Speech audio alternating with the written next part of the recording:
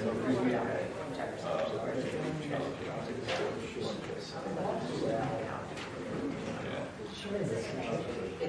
yeah, Did you fix that name? yeah.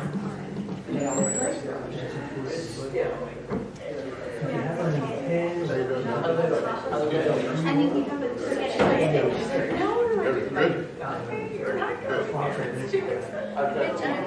Good, how are you? I'm good, thank you. Happy New Year. Right up my front door. And You're it's, lucky for 2 years. Years. Once they find this, I know, now it's about all the time. did you have any more people besides the 6? Yeah, so I have 2 left. Not, there's too much going on.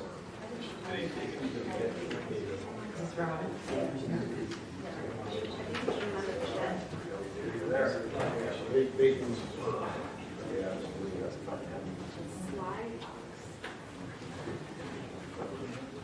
Probably the same.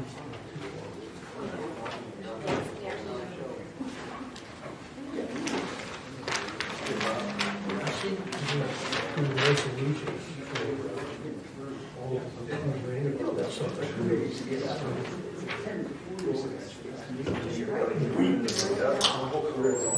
Oh, really? That's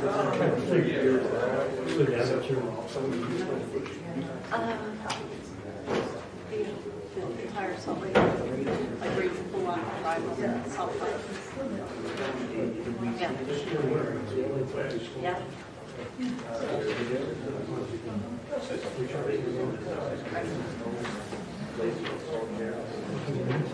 Yeah. No, I'm trying to buy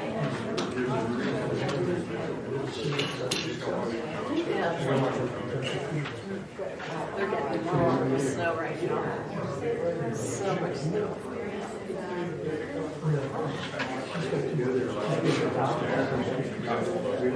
You stand there not like, no, you didn't.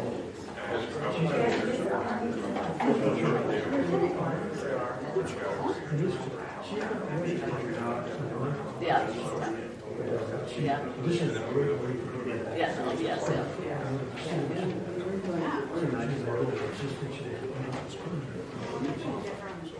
We're up in Park City, so a little more diversity in there.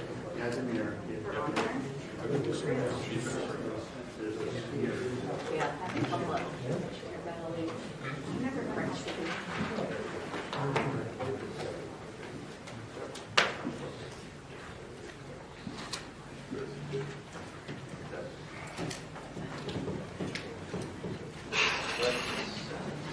Good evening, everyone. Welcome to the West Goshen Township Board of Supervisors meeting for Tuesday, January the 17th. To start the meeting, will you please stand and join in the Pledge of Allegiance?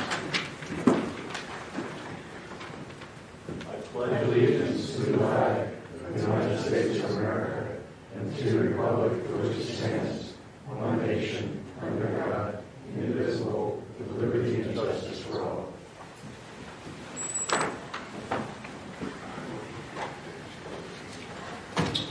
Thank you.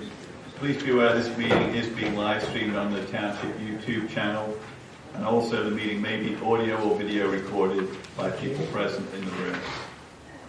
To start the meeting, agenda item number 3 is public comment. Is there anyone in attendance who has an issue they would like to raise that is not on the agenda? There's always an opportunity for public input for the agenda items. Is there anyone who has an issue that is not on the agenda or has a question or comment for staff? Steve? Yes. A couple of months ago, we talked about maybe including EV type language in new developments. You know, Kristen mentioned that she was going to go to a conference. I wondered if anything came out of that. I mean, in terms of the work, we didn't talk about changing the ordinance yet. I mean, not. About in the future, maybe adding these things to developers' plans. Well, it really has to come into the ordinances first. You can't mandate it in a development plan unless it's in your ordinances. You can request it and suggest it, but if it's not within your zoning or your subdivision land development ordinance, you cannot mandate it. So is this something we can start to think about putting in our zoning ordinances? Yeah. Yeah. Yeah, so this is something I think the SAC would like to be involved with as well, and they can take sort of an active lead on it too. We have a meeting coming up this month, so I can bring it up at that meeting. Yeah, the seminar that I went to, the TMAC, Transportation Management Association of Chester County, had a one-day event which was focused on all aspects of EVs. So it was a lot of people in the industry, and one of the presentations was by the Phoenixville Borough planner and manager, because they have an ordinance that they incorporated into their zoning that requires new developments to plan and provide for electric vehicle charging stations. So that was sort of like a model ordinance, but there's all kind of different ways you can skin the cat, but definitely if that's something that I can provide that to Ashley to provide to the SAC. Sounds good. Margie?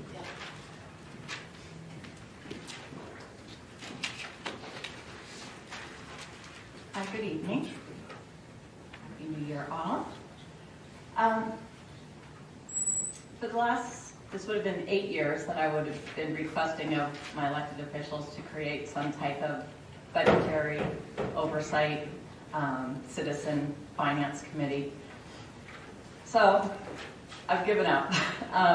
So I'm not even going to ask it because it's obviously dead in the water, even though we've created probably 4 different other committees in the 8 years since I first asked for that. But I just want to show you an example of what I had in mind if a committee like that were to be formed. This is just one example. Later on in tonight's meeting, there's an agenda item to approve 2 separate engineering bids, total of $140,000, $700. And now that we have a much more transparent township manager than the previous one, in his memo, he included where in the budget he could find that expenditure for next year, capital reserve fund, and the line item. So I went to the capital reserve fund and that line item, and these engineering fees are listed under road maintenance materials. Now there's actually a line item for professional services in our capital reserve fund. The proposal, clearly on the township manager's memo, says that these bids are for professional services. So just for transparency purposes, this is just one example. I mean, so anyway, I hope that we can maybe be a little more transparent, something I've been asking for in our budget for 8 years. That's just one example, and I wanted to point that out to you tonight because it's on the agenda. Thank you. Thank you, Margie. Any other comments or questions? Very good. We'll move on to agenda item number 4, which is consideration of resolution number 4, 2023 for a final land development plan for 1004 Saunders Lane. And Brian, I believe you're going to introduce us to this topic. Yes, good evening. So, as a background to some of the changes that we're going to be implementing in the land development or subdivision approval process, Jamie, Chris, and Kristen and myself have met and discussed this to start using resolutions of approval which will formalize your approvals for a document that can be found and referenced in the future versus a motion in minutes. It's easier. This document also will be countersigned by the applicants to accept the conditions. And then once the conditions are met, I will then bring forward to have plans submitted for signature by the board for recording. So some instances, tonight's 3 resolutions are pretty simple. There really isn't any conditions they really need to meet other than potentially a sewer approval, which is pending from DEP. But in the future, there could be a project that has more conditions they need to meet in order to have their approval. And these resolutions would document those conditions. And one other thing, Brian, is that these are drafts that myself and Brian and staff based on the review letters, planning commission comments, but obviously at the meeting, if something comes up, and this happens all the time, the board expresses a concern, maybe a neighbor comes and points something out to you that you want to add to it, don't feel like this resolution can't be modified, because it can. We can go back, add to this resolution, modify the resolution, you would vote on it, and then the actual written resolution that you would sign would be as it's been moved and revised. So it's not set in stone. This is what our thoughts are in terms of what we believe the plan is entitled to, but obviously you are the ones that make that ultimate decision, and this can be changed. Thank you. So just for clarification, so you're saying that the resolution can be amended even after it's been passed? No, I meant before you vote on it. Yeah, so the one in your packet is for you to consider, but as the discussion goes forward, as the presentation goes forward, if a board member feels that something is missing or should be either stricken or added, we can do that as you're discussing it before it gets voted on. And then we would submit, I would make those changes, and Chris would get that changed version to you, after the meeting to sign. The municipality's planning code does require that a written decision of the board's action on a subdivision or land development plan be communicated to the applicant within 15 days of the date of the decision. And so part of the nice thing about the resolution is that's all that has to be sent. Chris can literally take this signed resolution and just email it to the applicant. It explains what the board's motion was. And it also serves as Brian said, I think it's a nice way for you to sort of compile everything and get a quick version of exactly what's being proposed on the plans and what would be some of the things that you would take a closer look at. Sounds good. So before you tonight for the first proposal is the green lawn fertilizing, which is located at 1004 Saunders Lane. This is the existing building and the existing green lawn complex. The proposal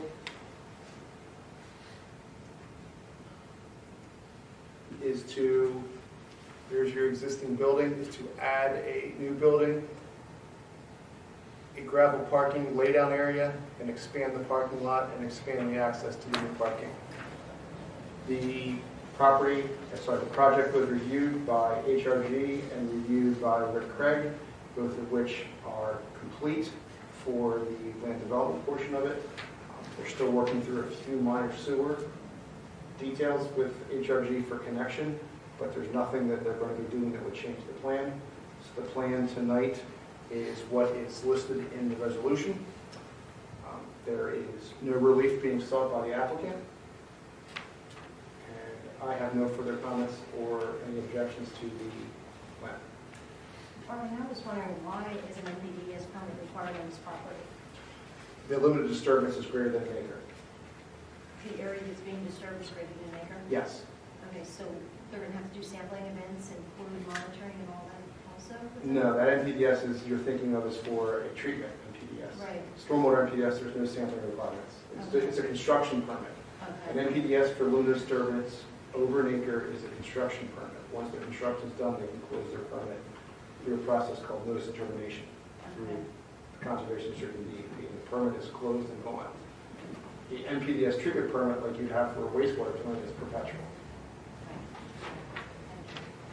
Brian, where the building is going in the gravel laydown area, what's there now? Is it gravel already? Because when you showed the aerial view, it looked like it was already cleared.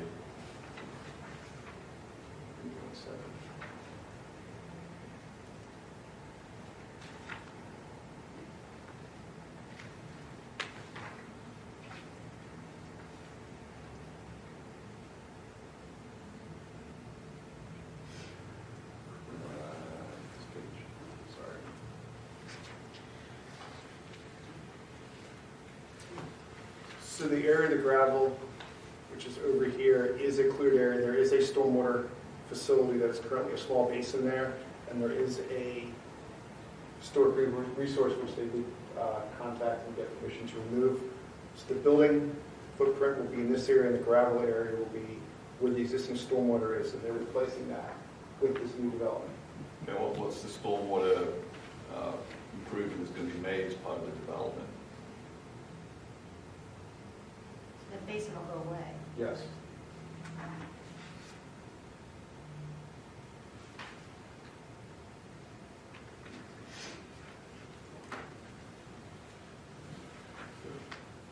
There They're proposing an underground storage facility under the gravel parking lot in the area similar to where the current one is.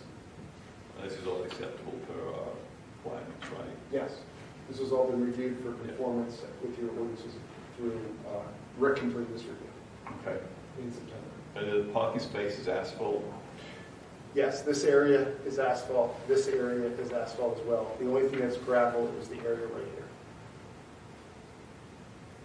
And that collects from the new, is it asphalt already where that parking is, or is it just dirt, gravel today?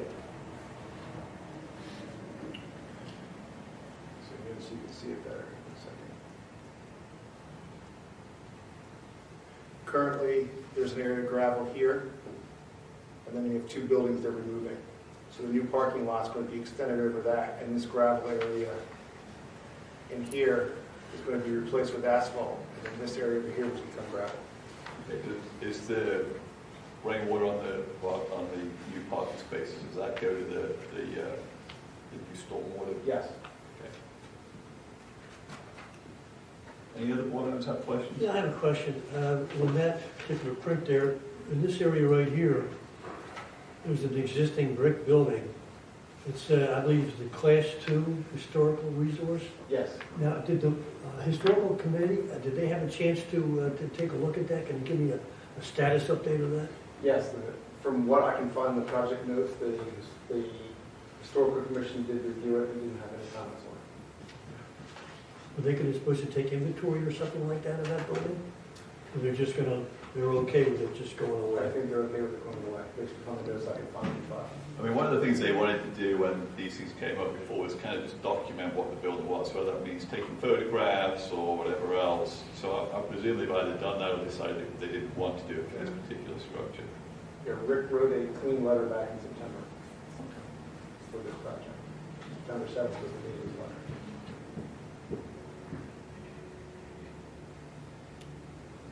Any other questions from the board? Any questions about the actual resolution itself in terms of the recitals, the decision?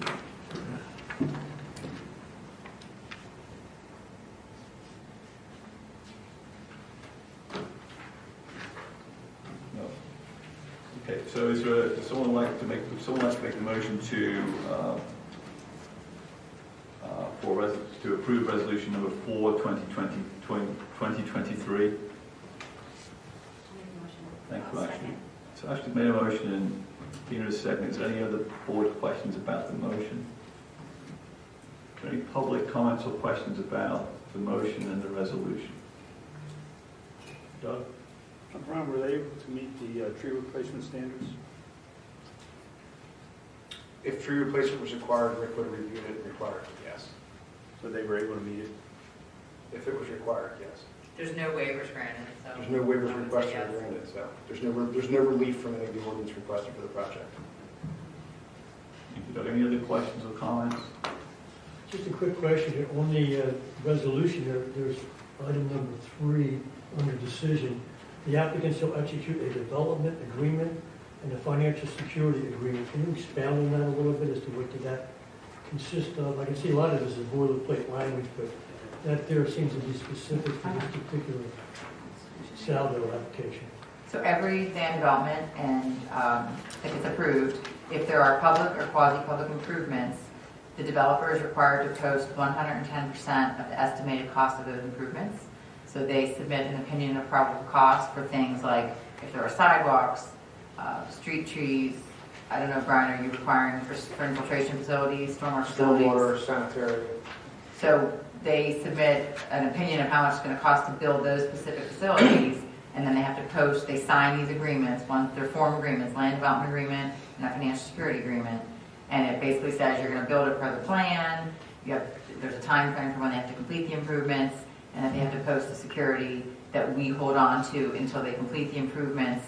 They then ask the engineer to go and inspect to make sure the improvements were done per the plan, and then we authorize the release of the security. So those are formed documents.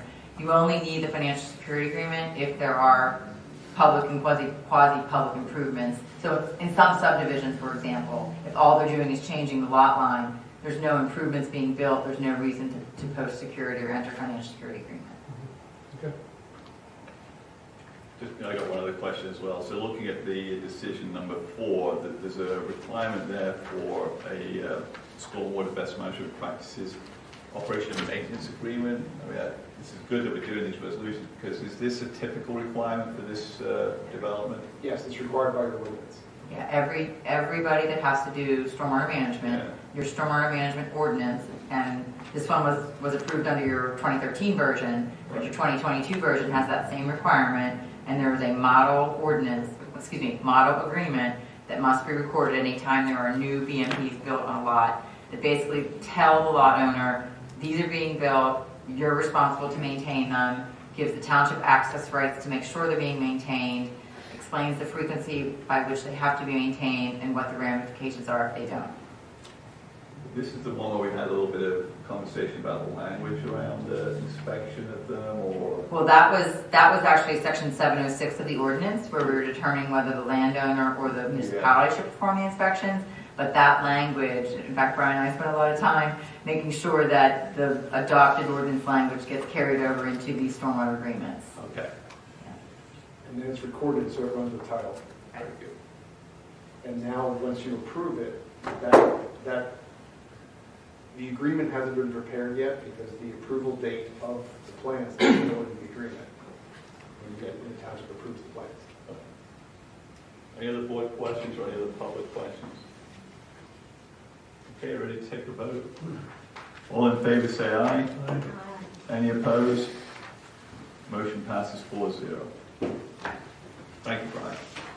I think you're up again for item number 5, which is resolution number 5, 2023, which is for discussion and possible approval for the resolution granting final subdivision and land development approval for a lot line change at the Taylor Run pump station for the West Goshen Sewer Authority. Yes, so the Taylor Run pump station is located, as I'm pointing out here on the screen. It's an existing pump station. The sewer authority has approached the neighboring property owner to purchase approximately 3,291 square feet of the property, or 0.08 acres, to add to the rear of the property adjacent to the pump station to provide additional land. So the authority then will be moving forward with a process to permit and build a new generator. They need to move it outside the building because the new equipment for inside the building is going to be too large, and the generator needs to go outside. This is similar to the work that's going on down at the pump station by Barton Park. So, a second.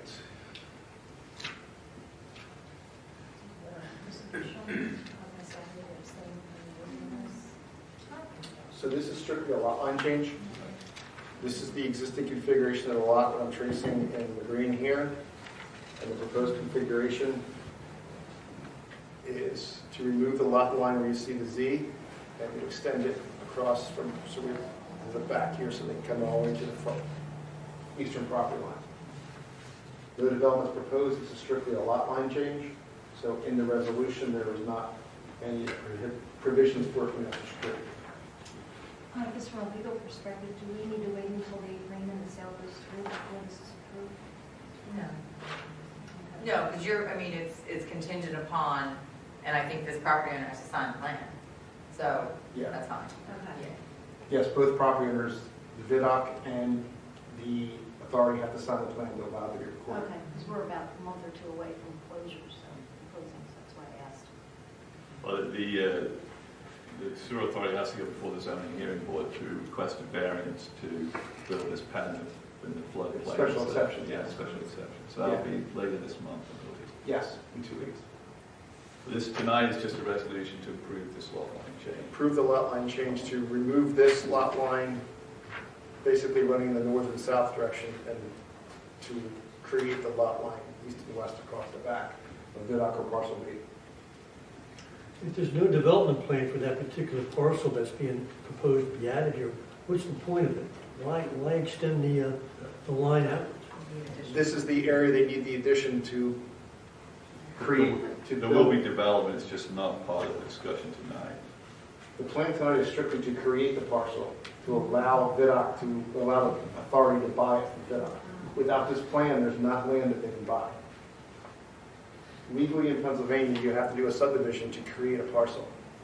So your approval tonight will create what's called parcel A1 on the plan, which will then allow And VDOT it to will sell. merge it to the, and it will merge it to the parcel owned by the sewer authority. Well, and is the point here to allow for future development in?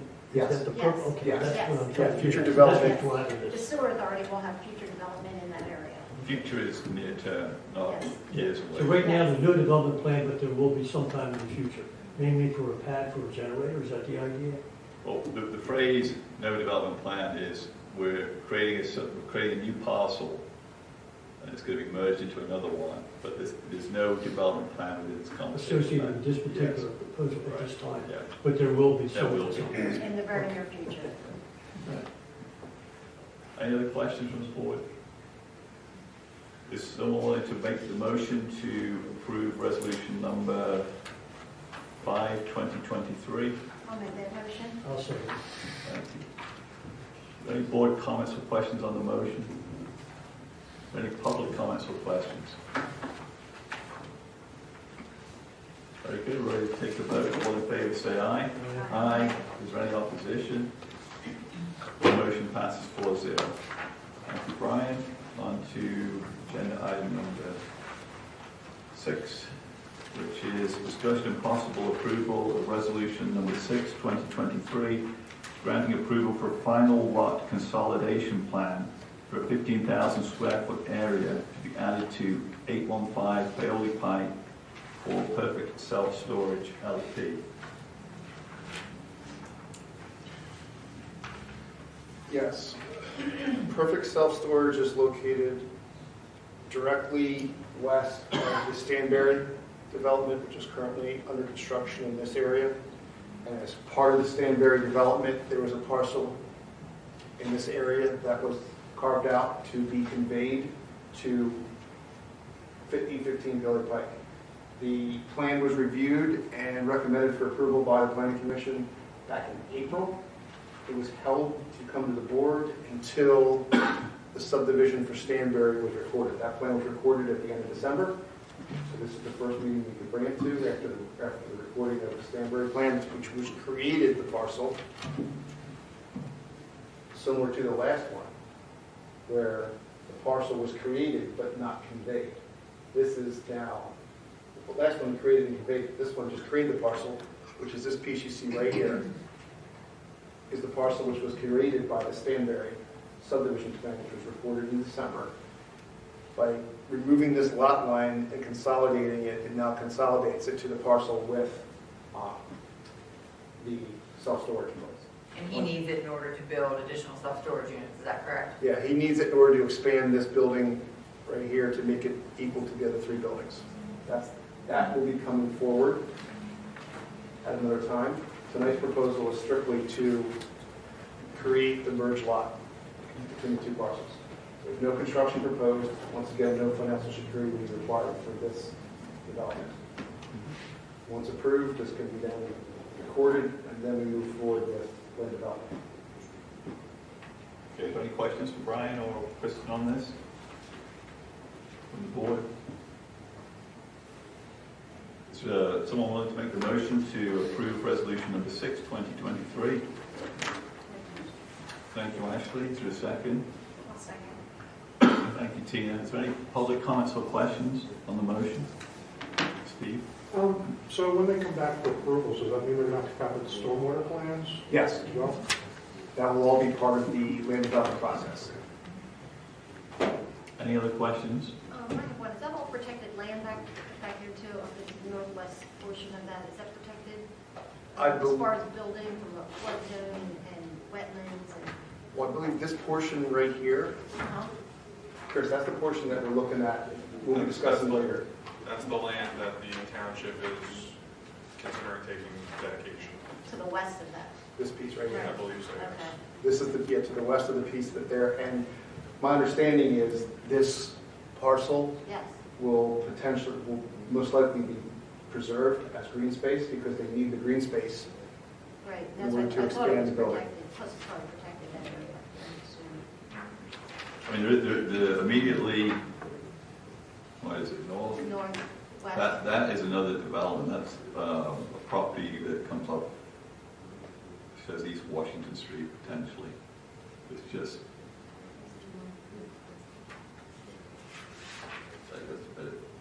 Yeah, so the piece they're looking to develop is here, the piece they're Yeah, taking is exactly. right here. What's Yeah. that piece to the east? The one that's where the lights are? This piece, this is basically the little square that they're looking to obtain from Stanberry, right here. Okay. This is where, and then the line you're looking at on the parcel is approximately in this area that runs east and west from Turner over. That's the piece that they're looking at potentially conveying to the township. That's why I asked if it was in floodplain or protected, it's so close to the other area it is. Yeah, it has flood, there is floodplain protections over it, yes. But there is a small portion that could potentially, if they need to use it for stormwater. Okay. But my understanding is the proposal is to get, the reason they're getting this piece is to be able to take the small building you see here and make it the same size as the other three. Okay. Thank you. I think all that will be shown in more detail on the land development plan. They will, yeah. okay, any other questions from the board? Do we have a motion to approve resolution number 6, 2023? I'll make the motion. Is there a second? We did already. Yeah. Second. Actually, it's Oh. second. And I seconded. There's all those late questions that got me confused. Okay, is there any final public comments or questions? No, we're ready to take the vote. All in favour say aye. Aye. Is there any opposition? The motion passes 4-0. Thank you. Thank you, Brian. Okay, up next is agenda item number 7, which is discussion and possible approval of ordinance number 1, 2023, establishing a volunteer service tax credit program pursuant to Act 172 of 2016. So I think we've discussed this before. Kristen or Chris would like to just refresh where we are with this. Mr. Chairman, so before the board this evening is ordinance number 1-2023, which would create a volunteer tax credit program under Act 172 of 2016 for the township's volunteer fire and EMS providers. The ordinance was originally advertised in the December 5th and December 12th editions of the Daily Local News. It was discussed at the December 20th meeting, but tabled due to advertising requirements under the existing state law. Essentially, this would allow qualifying volunteers to receive an earned income and or real property tax credit pursuant to the allowances of Act 172. And then there would be an accompanying resolution that would set the criteria as well as the amounts, which will be discussed later on this evening's agenda. I'd like to note that all the providers provided their certified list by the January 15th deadline that's specified in the ordinance. I'm still reviewing those, but then those would come before the board for approval in March, I believe it is. In terms of how this would work, for the real property tax credit, they would need to pay their eligible volunteers would need to pay their property taxes up front and then be issued a refund. And then for the earned income tax credit, in speaking with Keystone, we will upload information into Keystone's program for all eligible volunteers. And when they file their returns in the first part of the subsequent year, they'll be issued a refund and they'll be issued a credit in accordance with their EIT filing. So for example, this would be eligible for tax year 2023. By the end of this year, we upload all the information to Keystone, and then when they file their returns in the beginning part of 2024, they'll get issued that refund for the 2023 tax year. In speaking with Keystone, it's the year the ordinance is adopted is the tax year it's subject to. And this was run by the coalition too, and they had great comments regarding the ordinance. Yep, everything that is before the board this evening is based on everyone sitting in a coalition meeting in a room together and working on the language as a group. With an attorney present. With an attorney present. With someone from Kristen's office present. Yeah, so the board had previously discussed this and was in favor of it, and we wanted to allow the appropriate time for the advertisement to run. So there's nothing that we haven't reviewed or seen before as far as I'm aware in this resolution. That's right. This Nothing's ordinance, changed. this ordinance has changed, yeah. And everything, I've gotten everything back from all the providers, and they have all the information that Keystone's going to be requesting, so I think we're in good shape. Question for you, Chris. I know you're still going through the review and all that, and you submitted names. Do you have any, can you give an idea though, how many volunteers are participating by fire and EMS providers? I would say approximately 30? 30. Across all three? Across all three. I think the majority was in the borough, wasn't it? It was about equal between the borough and Goshen, if I'm remembering correctly. And then Good Fellowship only got a handful. So I think it's approximately 30 across all three. Any guesstimation of what the cost would be to the township in terms of the revenues that will be refunded? Assuming it's less than we had originally anticipated when we did that analysis. So in the resolution that will be before the board as the next agenda item, we set the EIT limit at $500 per year. So that would be about $15,000 for 30 volunteers. And then assuming an average tax bill based on an assessment around $200, about 6,000. So you're looking $21,000 all told, estimated. I think we originally had voted, we estimated 30,000 originally. I know when we first discussed this topic, and Steve, correct me if I'm wrong, I think we had estimated across everyone around 50 or 60. So this is less than what we had originally estimated. And it does have the possibility to grow in future years. That's the point. Well, that's the key areas we mentioned. Right. And I might add too that the EIT might include more people because a lot of people don't own property, but they do live in Goshen. I did ask the fire and EMS companies to provide if there were people who were only eligible for EIT, because individuals who rent would not be subject to the property tax rebate. And there were maybe 2 or 3 who were on that list. It wasn't a big number. And if I could ask, I see Grant's here and Steve's here from the fire company. So are you guys going to be able to, or do you see this as an opportunity for you to help you recruit for volunteers as well as to retain them? I don't look at this as much as recruitment as I do retention. Because recruitment really comes from people asking other people to join the firehouses. We're working on other retention items to kind of add to this package. So what we do is we need to get them in the door and then keep them. That's really what this comes down to. And I think that's what this is going to do. It's going to keep maybe some of the younger people longer. We're working on length of service awards.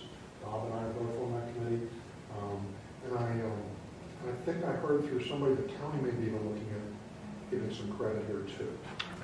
Yeah, so it might, I think what you're doing might expand nicely for the other townships and maybe the county.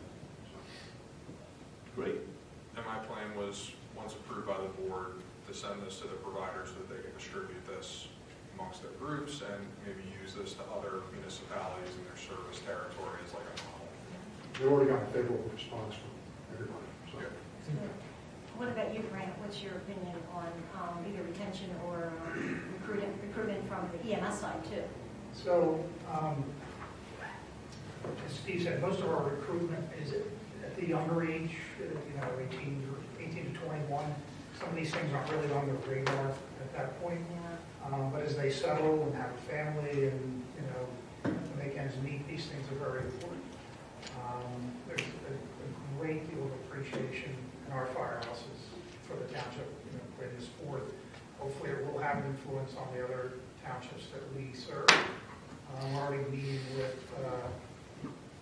Steve, we're meeting with another township in March.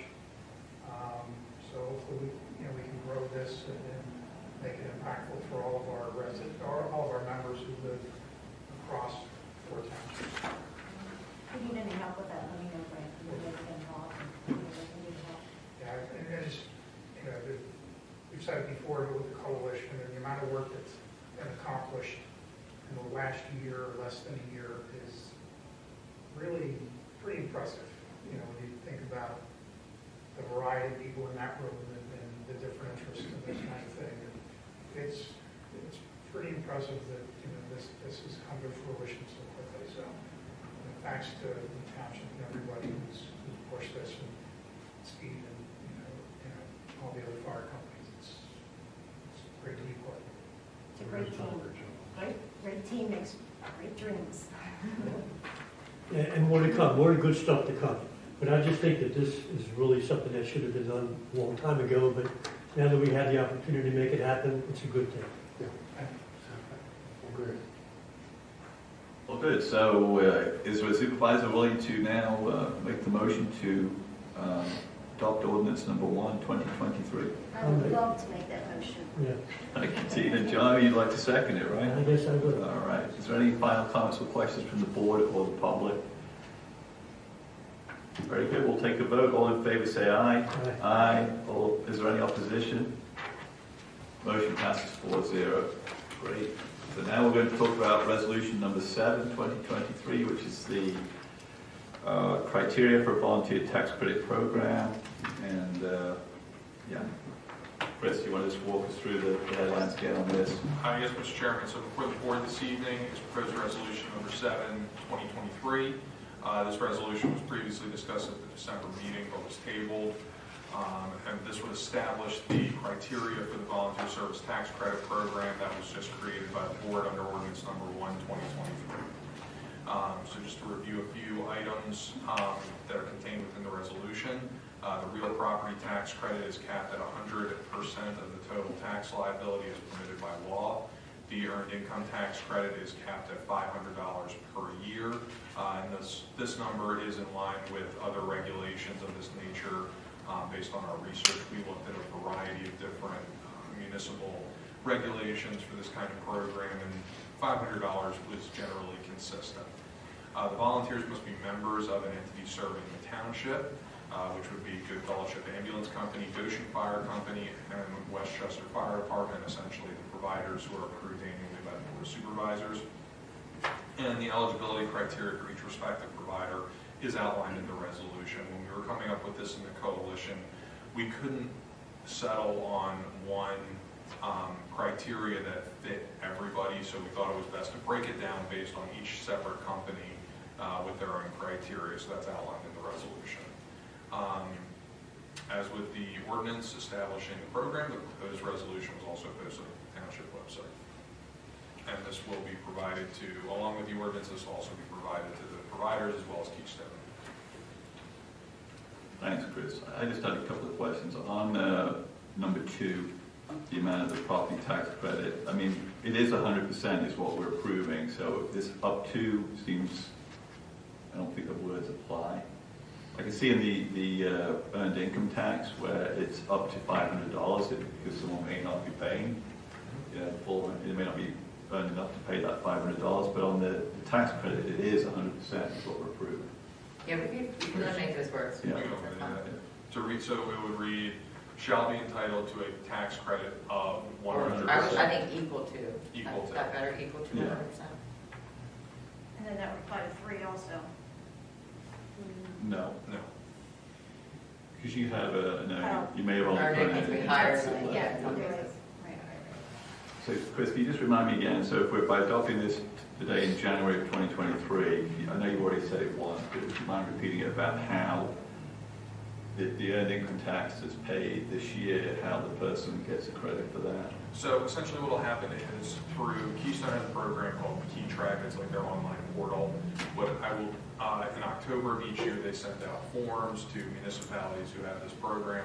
We then upload all the information for anyone who is eligible for this program, such as social security numbers and things of that nature that I'll collect from the providers at a later date. And then once every year you have to do a local tax return through Keystone, filed by April 15th. And once they file that program, that is how they will get their credit. So essentially, it will be kind of like when you get your tax return for your federal or state taxes, it'll work in a similar manner. Okay, and then on the property tax side? We will issue the tax bills in March. That is why we put the March time frame in the ordinance for approval by the Board of Supervisors. I will provide the list of eligible individuals to our deputy tax collector, and once they pay their taxes, then we can issue a refund to them. Okay.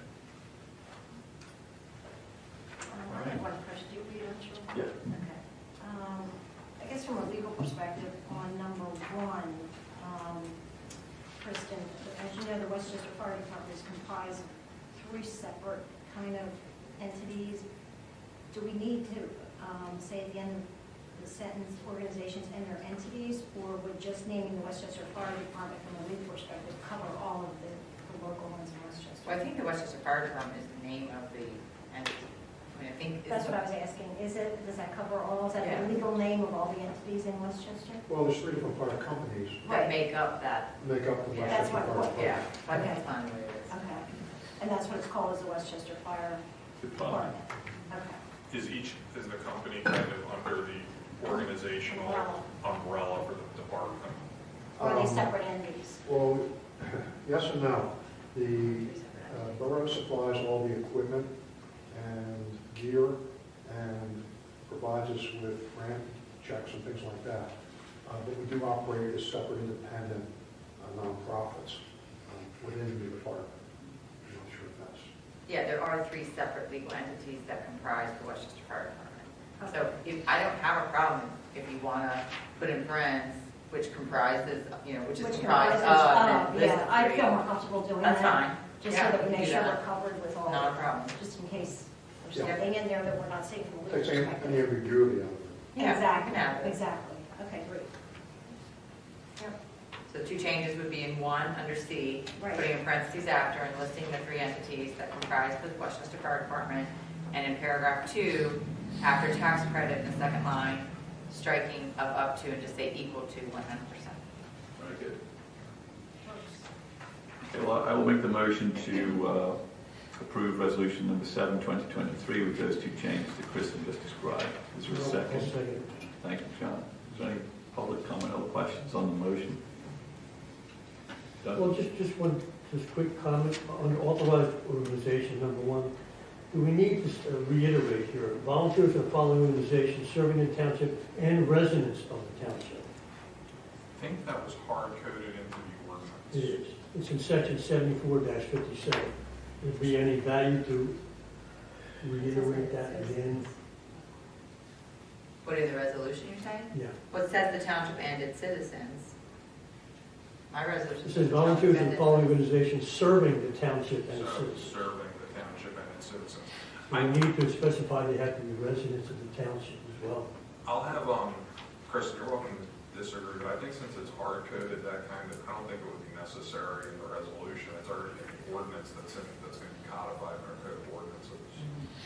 Yeah, it is in the section 74-57 of the ordinance that we just adopted. So I don't believe that it would need to be in the resolution and the ordinance. If it's in the ordinance, it's hard-coded. And I think, if I'm remembering our discussion in the coalition correctly, I remember we wanted to specifically put that criteria in the ordinance to make To it. enshrine it. To Yeah, enshrine we it, did. yes. Yeah, we did.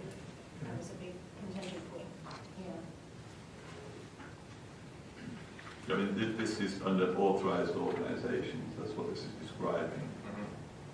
And it's those that serve in the township. And I think we wanted to keep the organizations in there just in case there was one, maybe there's a new one that changes and the board can update this accordingly. Okay. Any other comments or questions? Doug? Doug? Would these resolutions allow for new organizations to be added, such as CVIN or volunteering at the hospital, which is in the township? Act 172 is specific to fire and EMS. So that is the only eligible volunteers who can get this kind of credit. Would it be okay or advisable to have language in there that would allow to expand for other? We cannot expand. It is within 172 that allows us to do this. We can't expand it beyond what's allowed under Act 172. It's a state law. Okay, so Act 1, okay, so this is coming from the state. The rules are coming from the state. Right. That's correct. But if the rules change in the state, then the board can change. Okay. It's just that there's the volunteers with the firehouse and the EMS are great, but we have a lot of other volunteers too. Yeah. Lobby your legislature. Any other questions or comments? Very good. We're ready to take a vote. All in favor say aye. Aye.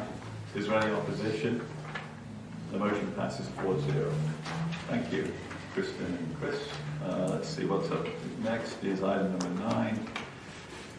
Public hearing and possible approval of ordinance number 2, 2023, amending the West Goshen Township zoning ordinance in order to permit assisted living and mini warehouse storage facilities as uses by conditional use in the C3 Limited Highway Commercial District.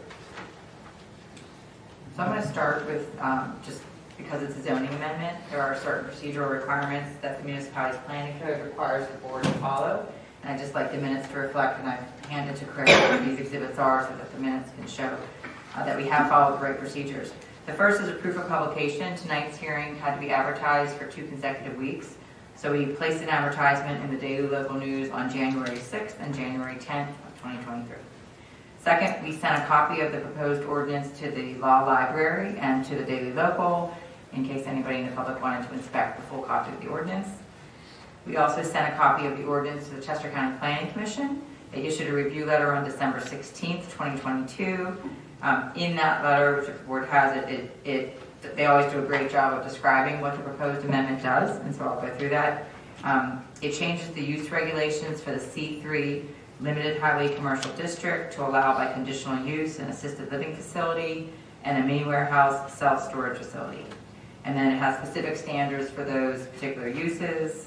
It does allow the maximum building height to be increased up to 4 stories, not to exceed 50 feet, if the minimum green area is increased to 25% minimum. It changes the maximum lot coverage for uses within the C3 district from 30 to 35%. It deletes a requirement concerning floor area ratio standards for uses within the C3 district.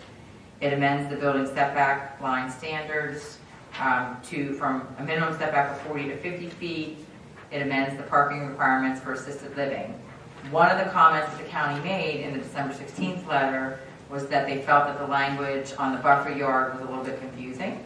So it was 8425E required a building setback line of 50 feet, but if it was contiguous to a residential use, there was supposed to be a buffer yard of 25 feet. So in that first letter of the county planning, we agreed that that language could be a little clearer. We revised that ordinance, sent it back, and the County Planning Commission sent a second letter on January 12, 2023, where, again, we revised that standard to just make it clear that if the use abuts a residential use or residential property, the first 25 feet in depth from the lot line in must be maintained as a planted buffer yard.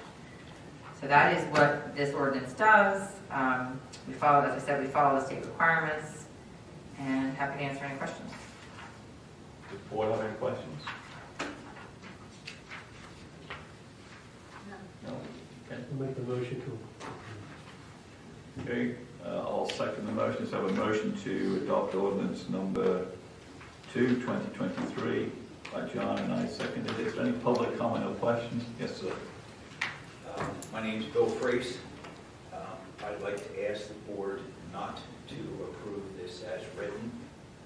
Personally, I think 3 large self-storage facilities right along 202 within walking distance of each other is just bad planning.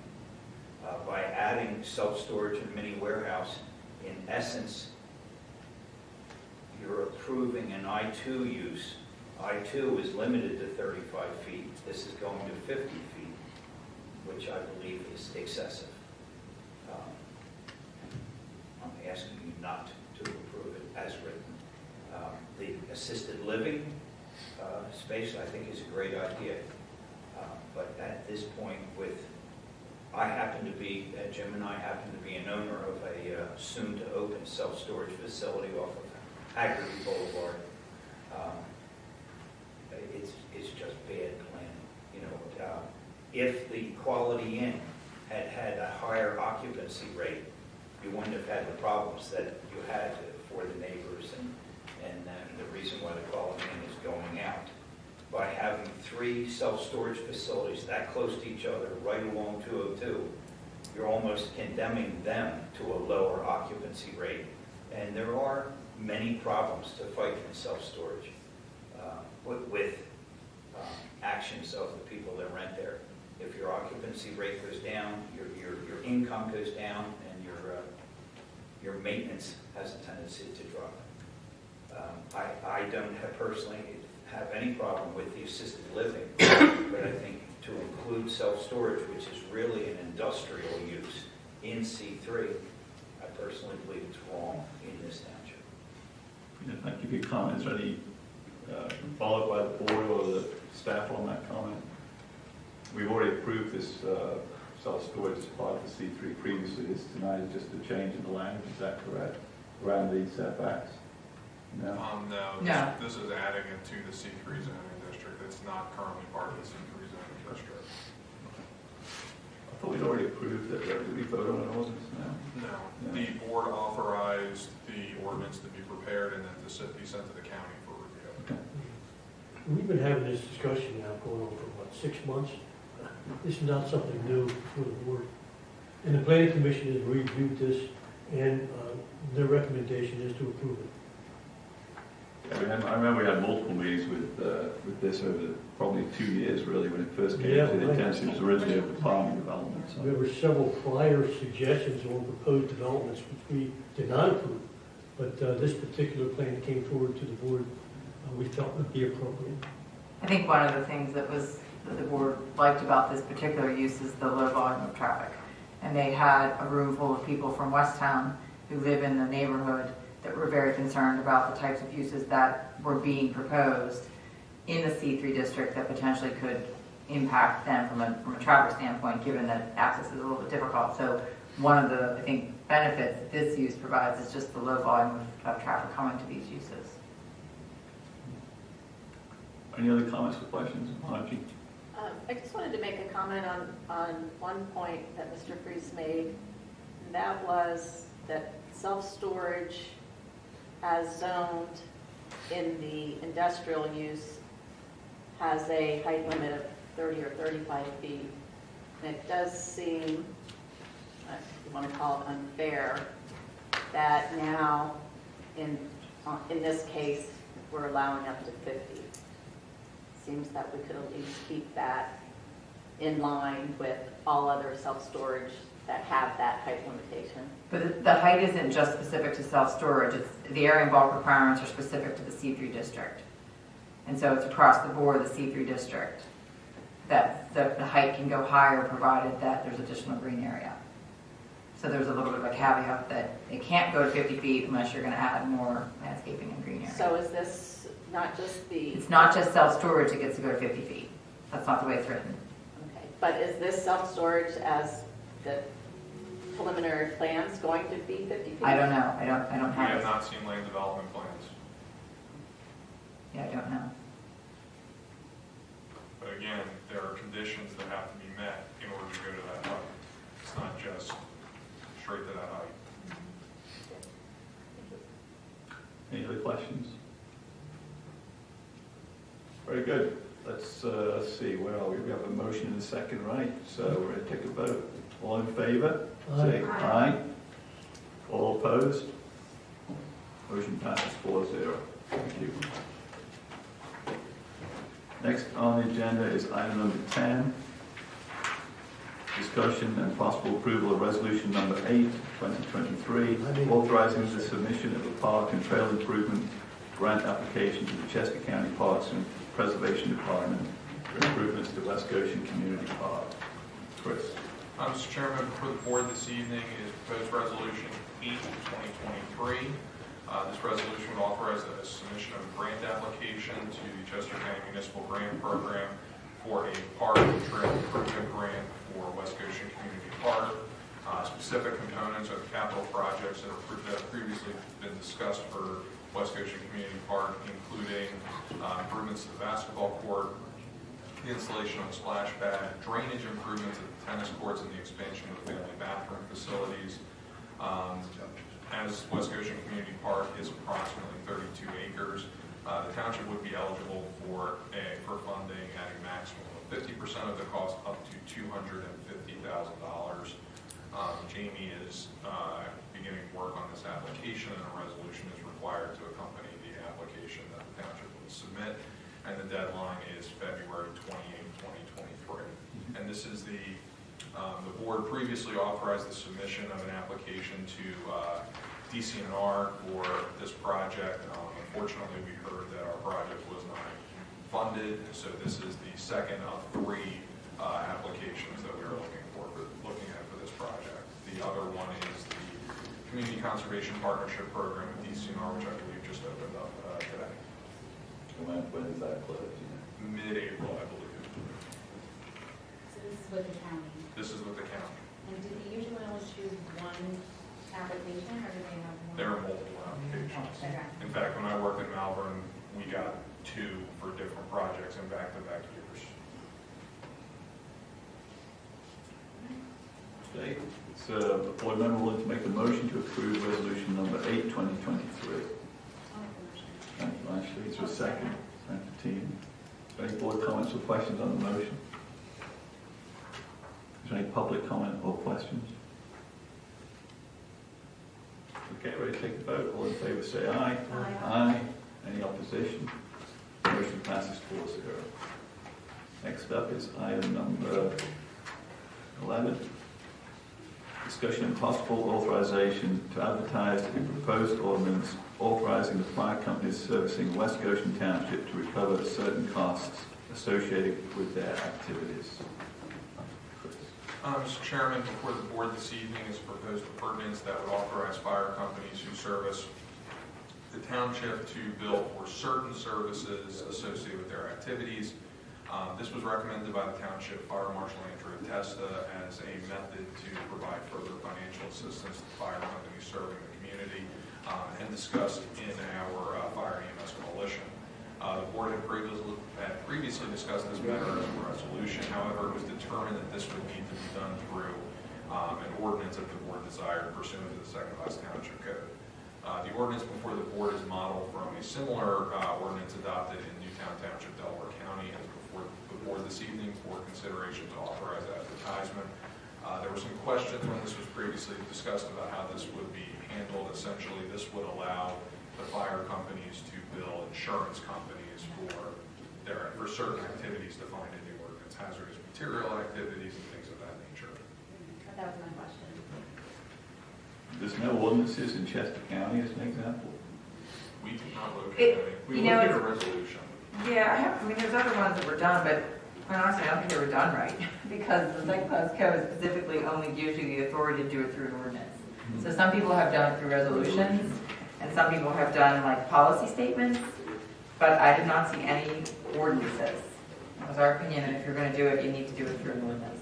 The one issue was with the one example that we received from for a resolution was from Tredyffrin Township. Tredyffrin Township is a home rule municipality, so they don't operate under the Second Class Township Code, so they're a little bit different. Okay. So in speaking with Kristen and looking at the example from Newtown, we thought this was a better avenue, and the board wishes to consider this. It mentions in section 2D, these rates shall be approved by the township and be kept on file in the township building. Do we have a draft of what these rates are, the reimbursement rates? Did the coalition work on it yet? We do not know. Well, this is Do we something that need needs to to have- be developed by the fire companies, isn't it? I mean, they're the ones that we need to find out what the appropriate rate would be, the hourly rate, the cost of use of equipment. Correct. I mean, and do you want the board to have to approve the rate? I mean, I guess you don't want to have them going and seeking an exorbitant rate, but I mean, it's not, they're not going after the residents, they're going after the insurance companies. But I didn't prepare this, so I didn't know if that was something that you guys wanted to have control over. Or at least, I just don't know what the mechanism is for the board to approve, I guess is my question. Well, I would think that the mechanism would be maybe through the coalition, we would hear from the respective fire companies what they think their rates should be for reimbursement based upon cost per hour for staff hours, and then the cost for utilization of equipment. Right, but then would that come to you through a resolution to approve? Much like the volunteer tax credit. Yeah, Same okay. process we Sure. would follow. We would have to hear from them, and we would have to pass it by resolution. Maybe each of the organizations would have their own like fee structure? Is there a Well, law, yeah. though? Is there a cap on the amount that you can go after an insurance company for? I have no idea.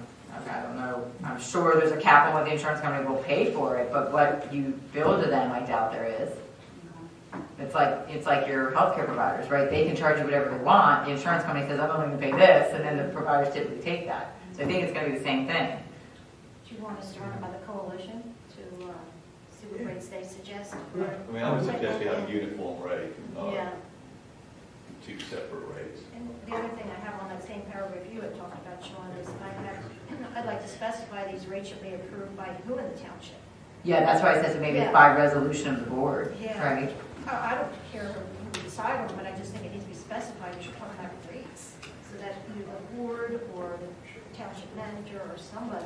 Well, I like how John suggested, do it the same process we did for the Act 172 ordinance, is that the resolution sort of has the meat to what the actual, because those rates could change over time, and you just update your They're going to change resolution. over time. Yeah. So they're going to change D to say these rates should be approved by resolution of the board of Yep. supervisors. Yeah. So what I'm hearing, I think probably the best course of action is we do have a Fire and EMS Coalition meeting on Monday. Maybe we take this to the coalition and have them develop their rates and get back to us before the February 7th meeting. And the board can discuss those and consider. I think that's something that they can do outside of the meeting. They don't have to develop it there. We just give everyone a deadline as to when they have to get it to us. Are you doing it now? Are they charging? I'm not involved. Oh, okay, They really need to talk to Grant and Okay. Steve Pelman okay, about what they do. I don't know. okay. I don't have a problem with mentioning it, but I don't want to discuss it at the coalition, because we have a busy agenda. We have guest speakers coming in, and I want to give them all the time we can. 3-hour meeting? Better bring dinner. And we're not going beyond an hour, so I'll just mention it and give them a time frame that they can get back to us by, and then I'll reiterate it in another email. I bet you they have it already worked out, I would think. Yeah, but I mean, should they all have the same rate? Yeah, so I was going to say, Yes. it's the board's position that we would expect to see a uniform rate. They're all coming up with But their in the own rates resolution, outside we're going to have of two the separate rates to approve different fire companies. Any Well, I good, think they can submit the rates, and then we can have it on the agenda for another meeting to discuss it. a good person to speak with, since she's currently doing this with Paoli, is Andrea. She's the one who kind of brought this to our attention, so I can talk to Andrea about rates and how they're approved. And Tredyffrin is a very similar municipality to West Goshen in terms of size and scale, so I think we could look for something relatively comparable. They are a home rule municipality. So we'd rather Andrew come up with it and then discuss it with the coalition, or do you want the coalition to come to us with rates within a certain time frame and then discuss it? I can get an example I can see if Andrea has an example that she That we can can share. pass out. Exactly, yes. I would think they have rates already, but does the board want to hold off No, I think we adopting can- the ordinance until you get We those can move forward rates? with Okay, authorizing tonight this Okay. advertisement. We've got a couple of corrections, and then Okay. we'll approve the ordinance, and then the resolution can follow, Resolution. okay. I'll make sure. Also suggested a typo here in section 2, paragraph A, comma after fire. So it would read involving any hazardous material, comma, environmental, comma, fire, comma, safety and or rescue incident or operation. I think it's meant to be fire safety. Yeah, I Yes, it think is. fire safety is It specific is. meaning, right? Yes.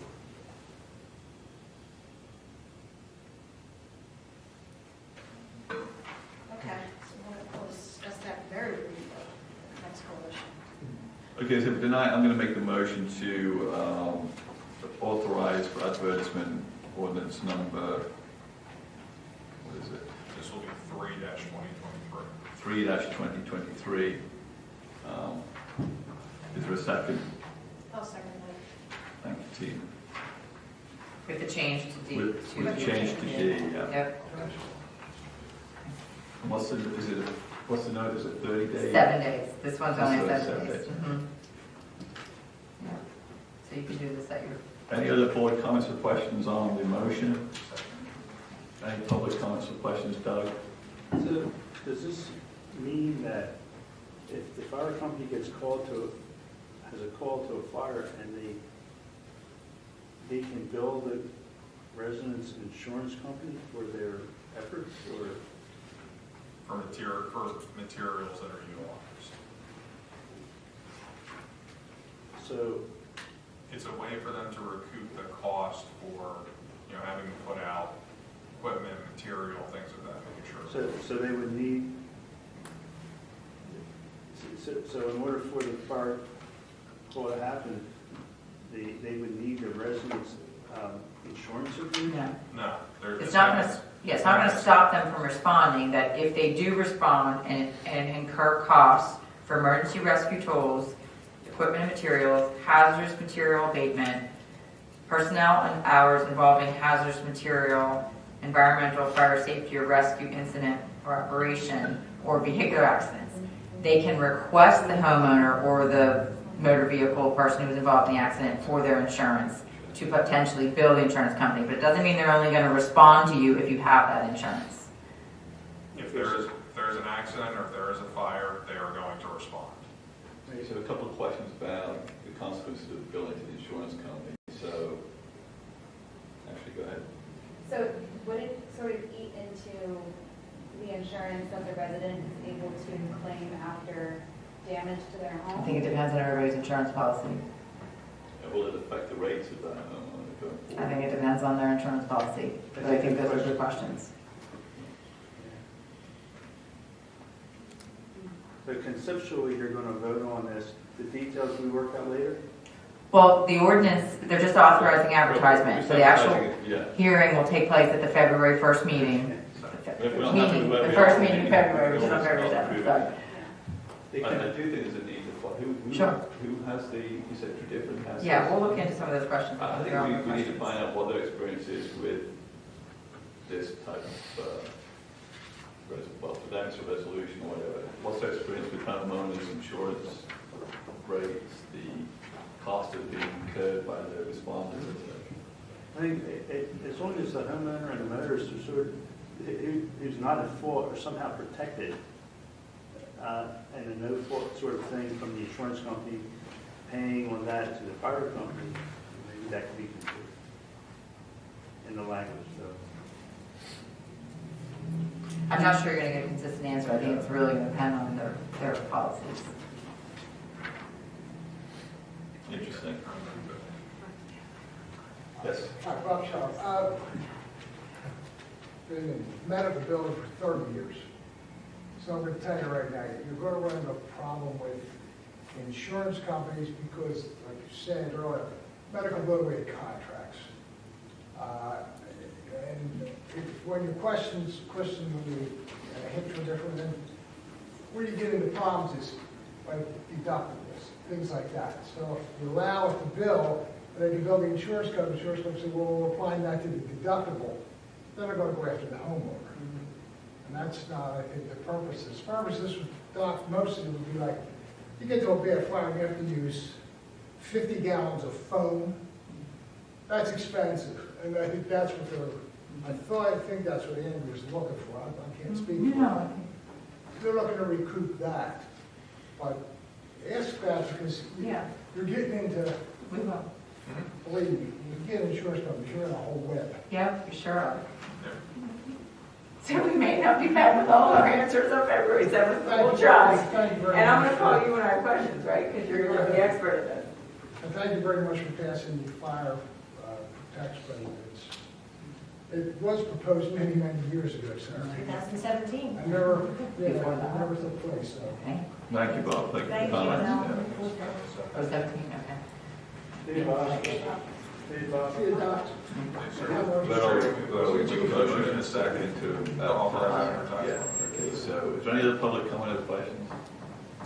Okay, ready to take a vote? All in favor say aye. Aye. All, any opposition? Motion passes 4-0. Next is agenda item number 12, which is discussion and possible approval of proposals from HRG for the design of the following projects outlined in the West Goshen Township's Pollution Reduction Plan, the Basin Road Stream Restoration Project, and the Government Services Center Basin Retrofit Project. Brian. Thank you, Mr. Chairman. The township has recently amended their TMDL-PRP plan, which was submitted to the DEP at the end of 2022 with the amendment for approval. In that table 10, there were 7 primary BMPs that were proposed. Of those 7, 3 are completed. The 3 which are currently completed are the Idlewild Basin retrofits, the sewage plant buffer, and the Pine Valley Detention Basin. Those 3 sediment reductions total 14,977 pounds of sediment, which is 4% of the required allotment, which is 390,894 pounds per year. Before you tonight is proposals for the Basin Road Stream Restoration Project. The Basin Road Stream Restoration Project, which will be the BMP number 5.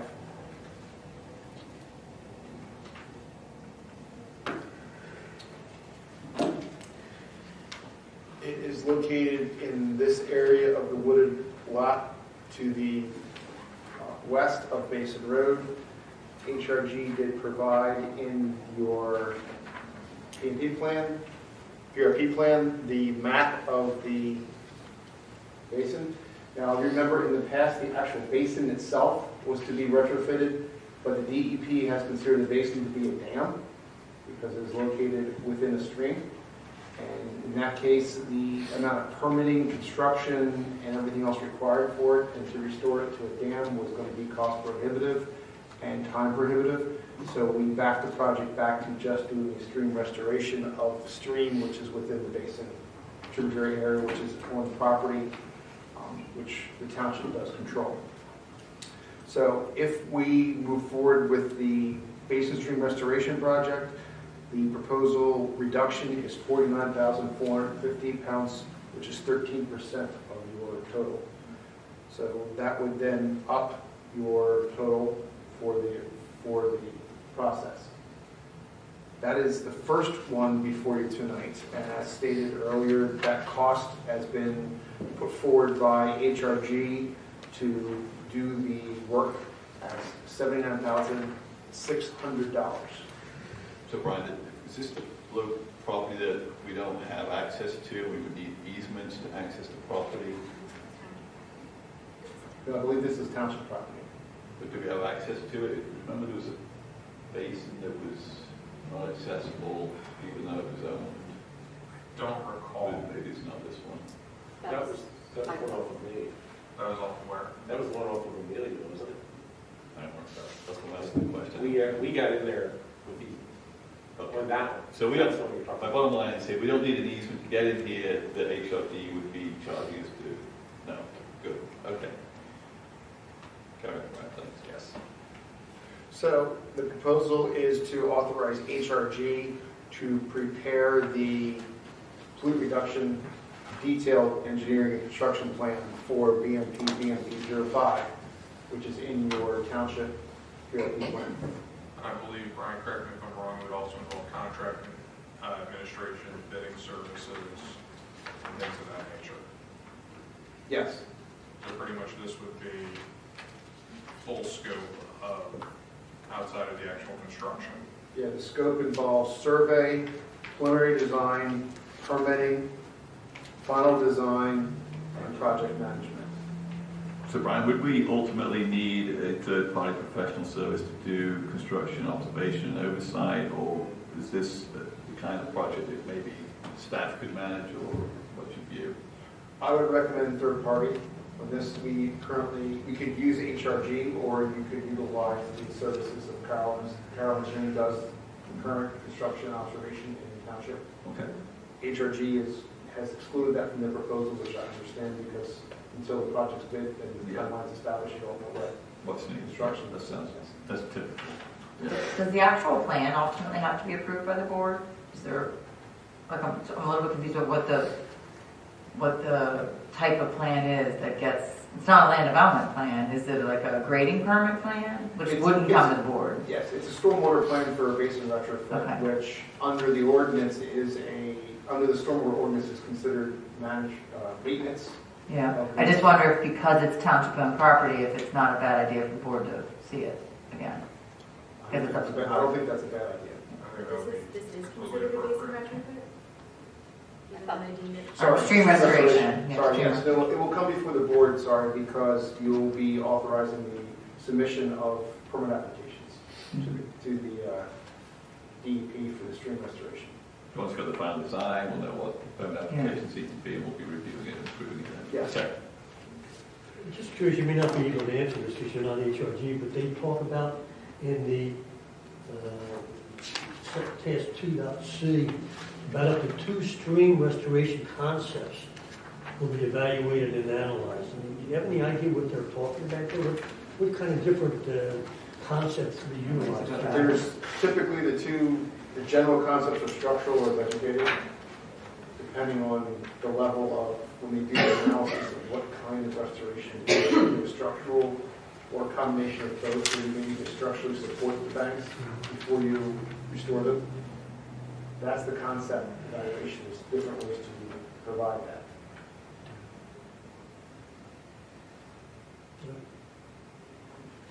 Other board questions? I have a general question related to both of these. It's to do with the general conditions that HRG has for engagement of their services. Brian, you're a fresh set of eyes. You know, there's how many pages here? 4 pages of 1, 2, 3, 5 pages of general conditions, which probably is their standard. I don't believe there's, I looked at it myself, this seems reasonable, but it's not the township's view of whether these are great conditions or not. Have you had a chance to look at these in any, decide whether this is continue to be acceptable? Because obviously we've engaged HRG on many projects, but as I said, you're a fresh set of eyes, and maybe there's a couple of things in here that you believe are not necessary or to the advantage of the township in the event of this view. I've read through this. If you have any specific questions about the conditions, I would defer to Kristen to review that condition on how it's written and how it would affect you. I've read through them. They're pretty standard as far as a consulting engineering firm providing conditions. Okay. I just wanted to, as long as you've looked at them and that's your opinion, that's fine. Will you take questions and comments before you make a motion? Yeah, we're still working through it, Mike. Okay. So we got one design up with a stream restoration project, and we kind of framed out how what we're actually looking at and approving this evening. What's the second project, Brian? The second project tonight is the Government Services Center Basin retrofit.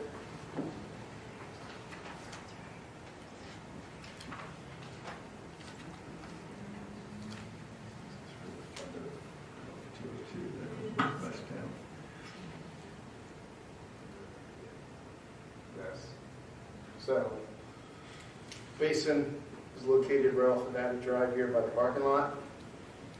And this is the map that was presented. This is the basin. There's a small basin in the back as well, along 202. Those are the ones that are proposed to be retrofit to gain. And the retrofit is proposing to provide 15,691 pounds of reduction per year. So that combined with the basin road would provide 65,141 pounds of reduction, or 17% of their total requirement.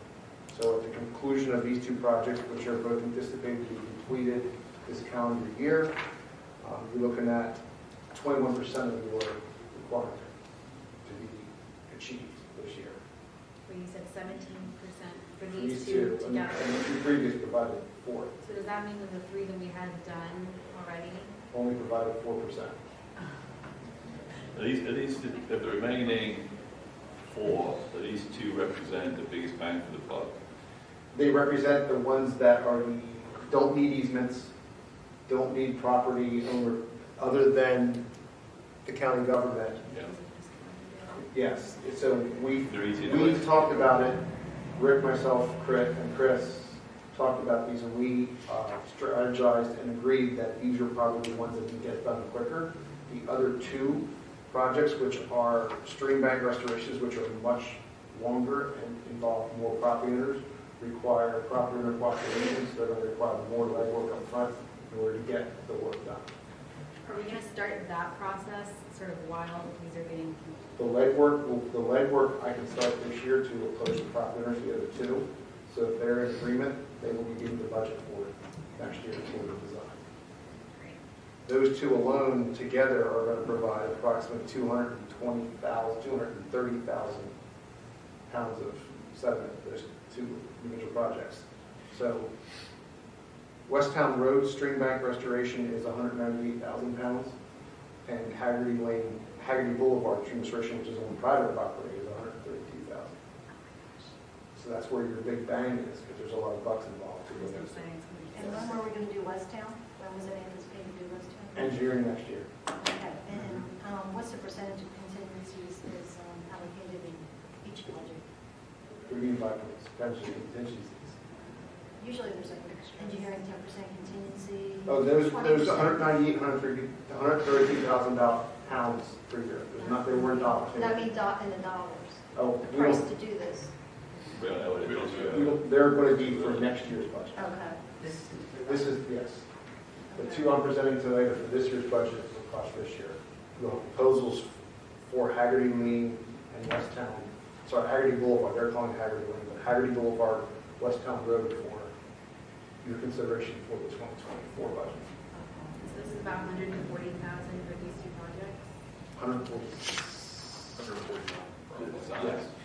Which is for design. This is just for design and engineering. This is not construction costs. This may carry into your 2024 budget because there are components of it like the contract administration, bid preparation, things of that nature. So I don't imagine, if approved by the board, I don't imagine everything would be completed in 2023. We'd have to carry stuff into 2024 for those costs. So if it's construction closeout items, if, depending on how design and bidding goes, the plan is to have it bid and hopefully start this fall.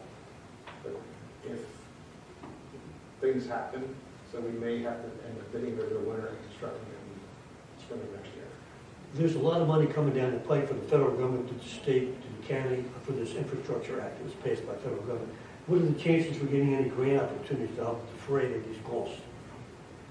This is, This may or may not qualify. yeah, depends on how they structure the grant and what they consider it to be considered. And also you're required by your MS4 to have it done before the grants can be open. Generally speaking, with the MS4 program, things that the municipality are required to do, there is a grant funding for.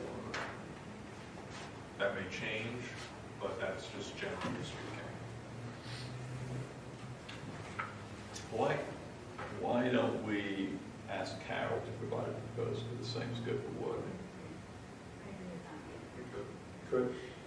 We're embarking on kind of the meat of these projects now. We've done small projects today, we used HRG, right? But I think when we're at this point, we need to be in a more competitive situation for not only construction phases of it, but the design phase too, because this is significant money. Do you want to get a third party involved in an estimate? Now, Carroll Engineering can do this scope of work. There are consulting engineers, there are professional engineers that we can appoint, so they can certainly provide a proposal. It is something that we usually run for three. That's 2 or more, I should say. Contracted for proposals. Do you have another firm in mind? Go ahead. I do not think that would be necessary in this situation. If the board were going to go out for a general RFP, then we would want to do that. That's fine.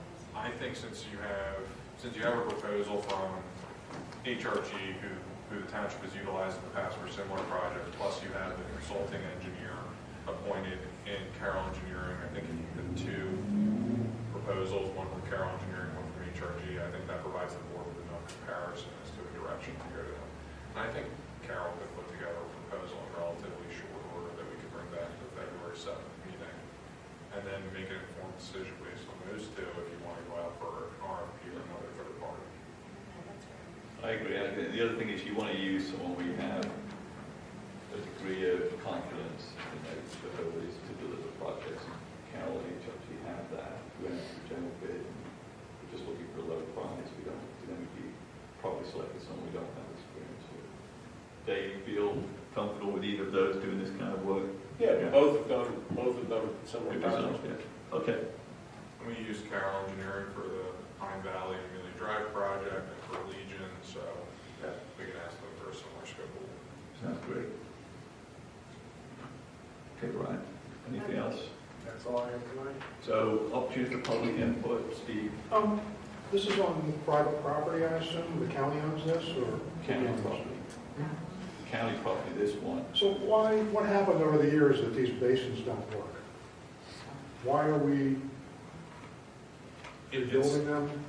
It's not a question of, I'm sorry, I didn't mean to cut you off, Steve. No, I'm just curious why we're having to spend money. It's not a question of them not working or not functioning properly, and Brian, correct me if I'm wrong, it's more a question of the standards changing, and this would bring them up to meet current standards as opposed to what they currently are at.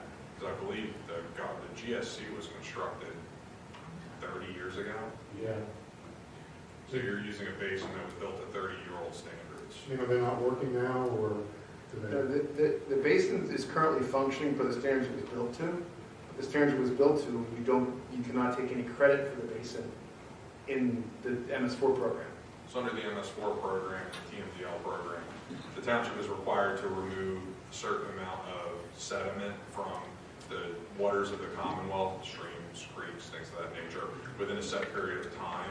I believe our permit's 5 years, within a 5-year time period. And so if the township works with the county and we bring this up to the current standards, we can reduce our sedimentation load and meet our permit requirements. And I believe, if I'm remembering what Mr. Craig said, DEP looks very favorably on kind of these joint governmental operations between county and municipal or multi-municipal projects. They also, from my experience, look favorable upon bringing old infrastructure up to current standards instead of building new. If you can retrofit an old one, you're reducing a problem because older basins weren't designed for what they call water quality. They were just designed for rate. So this would make this a water quality basin. And to Mr. Hellman's comment earlier regarding potential grant funding, while it may be difficult given the time period of the two projects, this one might be the one that I could see being more feasible since it involves infrastructure, multi-layers of government. So if there is grant funding available, I think this one might be the one that we could potentially pursue. Other questions? Margie? Yeah, I have a couple of comments. Thank you first for getting another proposal. It's wise, and it should always be done. A couple things on page 1 of the HRG letter to the township. Concerning a little bit, it says HRG is pleased to submit the following agreement to provide surveying and engineering services in response to the township's verbal request. Just wondering, it just seems like too cozy. Hey, you work up a proposal for us on 2 basins? So it's not too cozy. We have an existing professional relationship with them. We've utilized their services previously, and we need a proposal that the board can then consider and whether or not to approve it, which is entirely within their discretion. We would contact firms that we've utilized and have them put up a proposal that we can present to them publicly. And the agreement is ultimately this document. It's a professional services agreement that again will have to be approved by the board. okay, just making a comment. Just didn't like the word there. Also, just the cost that they're giving you. So I looked at their rate sheet for their professional employees, and let's just say $130 an hour. So when you take the Basin Road stream restoration, $79.6, so let's call it $80,000. When you divide that by $130 an hour, you're talking about somebody, this is 15 weeks, 40-hour weeks.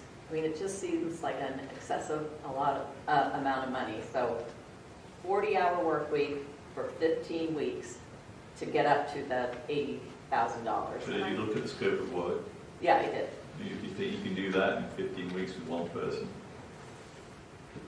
You got survey crew, you have Designers, Designers, they're not all at that rate. that's They're not- a Bids, project administrator. It seems reasonable, Margie, to me, you know. Okay, And looking I'll just at- keep going because I have a couple. No, that's fine. Good news. We like your challenges. Let's see. You know, all these elimination of sediment, how many pounds? I just want to make a comment that that's just all modeling. Nobody can prove that that's how many pounds of sediment we're going to reduce every year. It's just all based off modeling, the same modeling that was done 20 years ago to come up with the standards that are no longer good. So, you know, I'm not convinced. I walk by and I see the basin retrofit over in Idlewild quite frequently, and you're just not going to convince me that the work that was done on that basin has improved that. We went from a perfectly functioning basin that infiltrated all rain events, and now we have standing water. We have algae that is now dormant, that is not there, but I know Mr. Craig went out and looked at it. I have pictures on my phone where there's just algae-laden, standing, mosquito infested.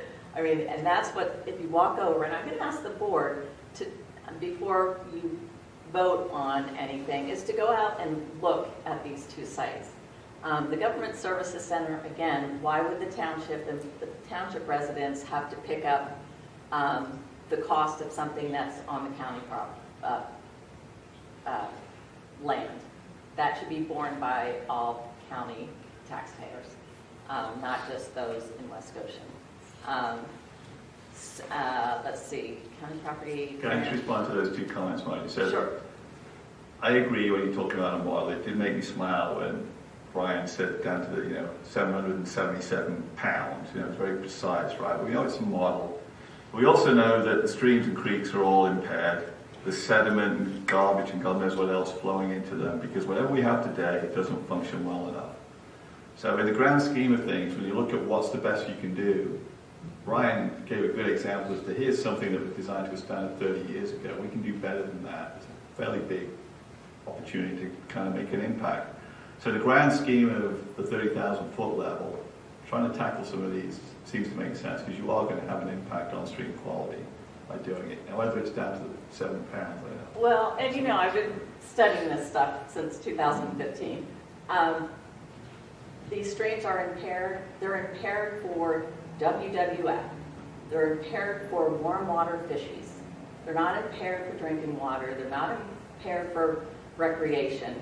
They're impaired because warm water fishies, if there's too much sediment, might kill off some little minnows and little fishies. So, I mean, I'm just not convinced. We have hard stormwater pipes, roads that I think our money would be much better spent.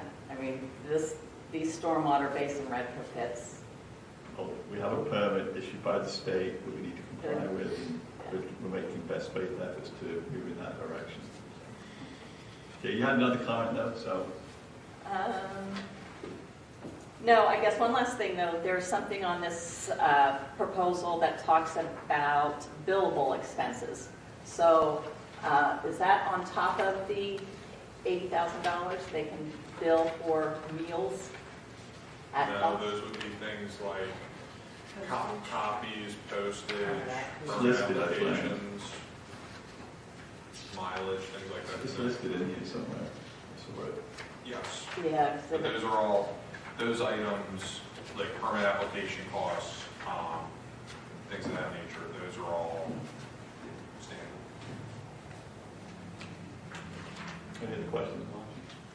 No, one last comment. I just saw, refreshing my memory on some of this stuff.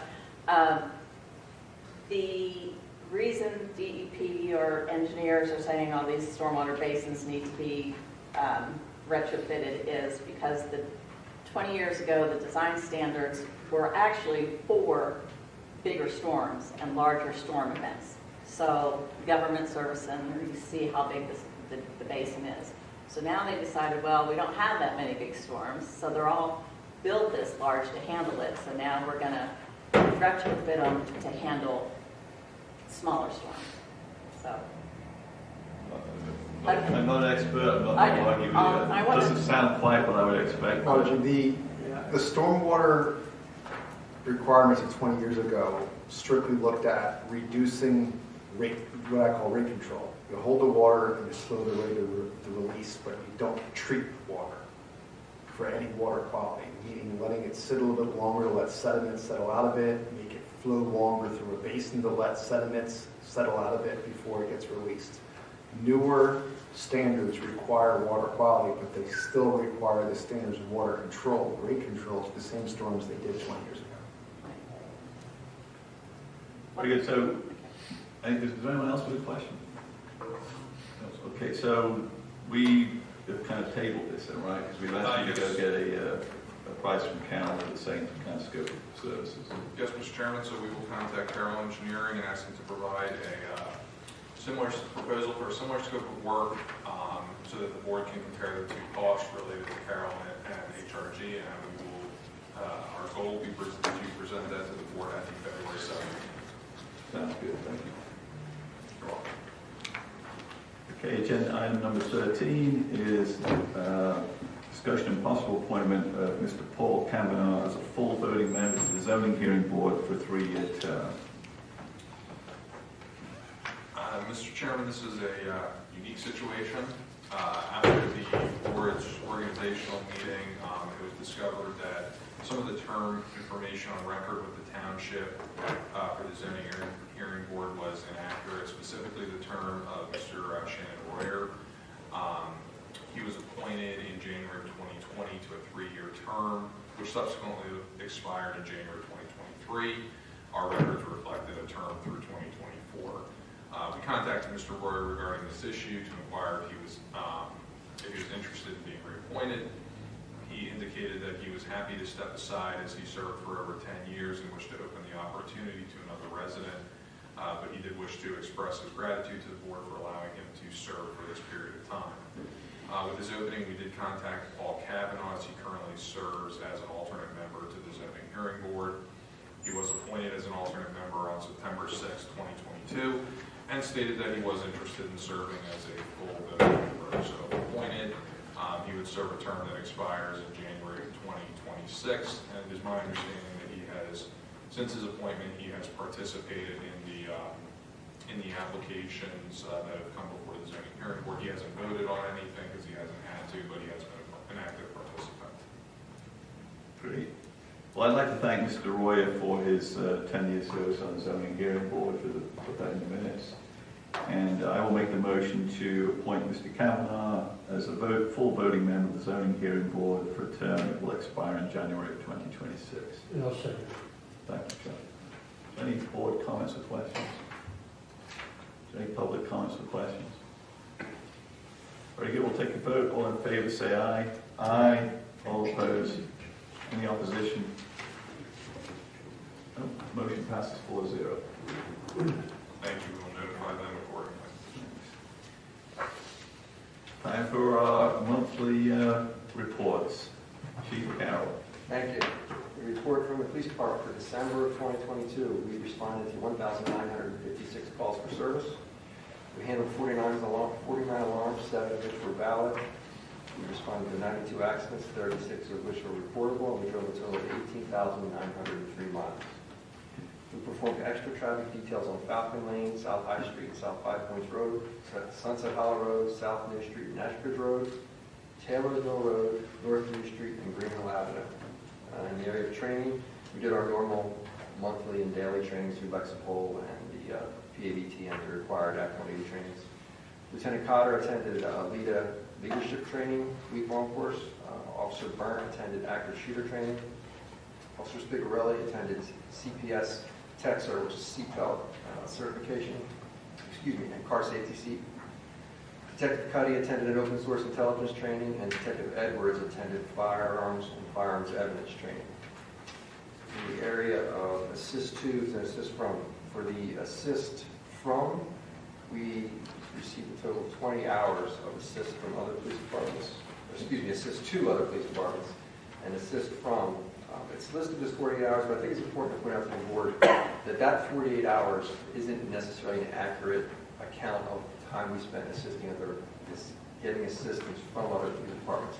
That's the time we spent on those incidents. The assist portion would be much more than that. That would be the monthly report. If you have questions, I'll answer them. I also have some yearly numbers. Well, I do like the new information on the assist to departments. It's a level of detail we didn't have before. And I know, as you say, it's not necessarily about the absolute accuracy of a number here, but it will, over time, allow us to kind of trend the relative hours spent to and from, if you like, Yes. our own team, right? So thank you for producing that report. Does anyone else on the board have a question or comment about the monthly report? Anyone in the public? Anyone attending? Okay, excellent. I just have a question regarding the total false alarms billed in 240 and 22 and 308 and 21. That's the amount billed. Do we have any information on the amount received? Or do we get 100% of the amount billed? So I would not think that we've got 100% of 22's monies yet, but I would certainly hope we got 100% of 21's money by now. Okay, so we do get it. So some of them are slow. We have to notify some several times, but I'm not aware of any overwhelming law outstanding. Okay, good. All right. Yeah. So report for the last year, for the year of 2022, we responded to 25,276 calls for service, 574 alarms, 52 of which were valid, 763 accidents, 260 of which were reportable, and we drove a total of 225,507 miles. Just as an extra note, our UCR reports for the year, as compared to the year before, we had significantly more calls in the areas of frauds and thefts or larcenies, assaults. We went up in DUIs, and overall, for our criminal offenses, we went up significantly. This year we reported 1,346 as opposed to 21,939. So we've gotten a bit busier. Part of that's probably coming out of COVID, and part of that is things that happened in the township to bring in more calls for service. Did the arrest rate go up in proportion? Are we still? So looking at it, Like for some of for the assaults, it's actually a higher rate. Yeah. I did not calculate it out for all of them. And the 25,000 calls, that's like 70 calls a day, roughly, right? Something like that. I don't have my calculator, but I trust you. Okay. Yeah, that's So, we did. yeah. Board questions or comments? Well, I noticed in the comparison between 21 and 22, like you mentioned, there's a tremendous increase in the number of larcenies and also hand, fist, and feet assaults as opposed to knife or firearm associated assaults.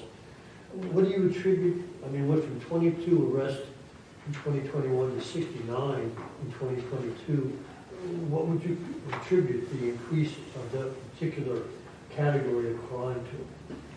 So I'm going to slow you down because the 69, what category is that in overall, or is that in a specific? It's the hands, fist, feet, assaults, 69 offenses reported in 2022 versus 22 in 2021. I'm sure there's multiple factors that resulted in more calls, but the hospital certainly has some responsibility to that. Not only in the incidents that are happening to the hospital, but it's bringing a lot more people to West Goshen that normally wouldn't have come. So if the hospital starts up its behavioral health department or its section, do you think that might bring down that number of assaults because that's what's causing such an increase in it? So I certainly hope it would bring down some of them. I hope it would add to the safety of the people that work in the emergency department that have been victimized over the past year. So that would be a hope of something that would arise from them putting that in. I know we talked about this earlier today, but maybe you can expand on it a little bit. Chester County Hospital one time was looking to develop its own police department. What is the status of that at this time? I don't know their status of it, other than the fact that they don't have a police department. They don't have one. But they have a couple of individuals there on duty, supposedly, that were at one time going to be the core of the police department. Yes. But at this point, there's no further movement on their end for either to increase or to establish a police department, as far as you know. As far as I know, no, but I can't imagine they would consult with me. Okay. There's another column here for larceny and thefts. It went from 202 in 2021 to 263 in 2022. Any idea what's driving that particular increase in that particular type of crime? the economy. And I think that's a large part of it.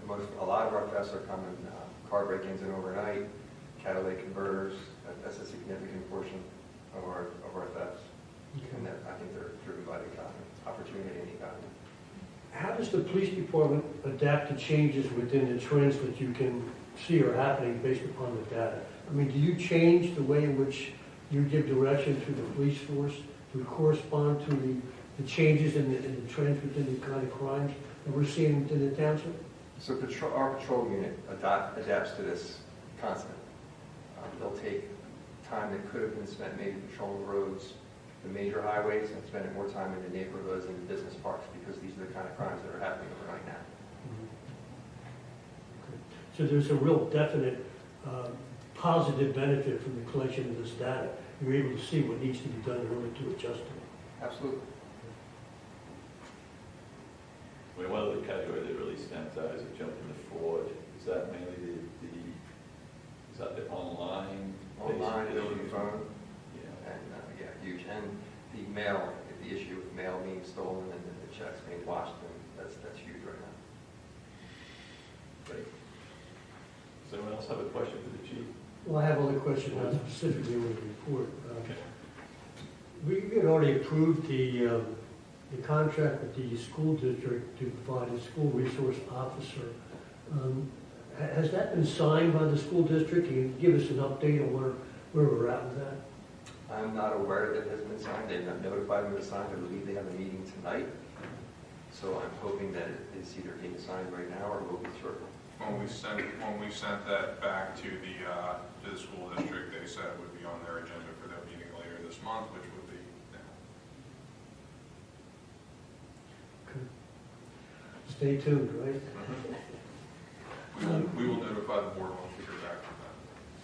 And then maybe we'll see a check from them also? Can you give us an update on where we're at as far as the, you're doing a rotation of your sergeants as part of the vetting process for upgrading one of those individuals to lieutenant status. Where are we at with that? Can you give us an update on that? Yeah, we're about almost 3 months through the 5-month process. And when do you anticipate that's going to be completed? About 2 more months. 2 more months, so we have a couple more individuals to go through that? Yes. Okay. And also, where are we at as far as the, give us an update on the vetting process for hiring the additional police officer, that the board had approved? Yes, we just had our physical fitness test on this past Saturday, and we are inviting 10 individuals back for an interview, which will occur mid-February. Is that based just solely on the physical fitness, or is there other criteria that you can add? Right now, solely on physical fitness.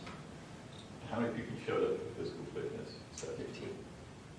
So 10 out of the 15 passed physical fitness. Are getting invited back. 6 didn't show on. Are you happy with what you see in terms of the caliber of Very happy.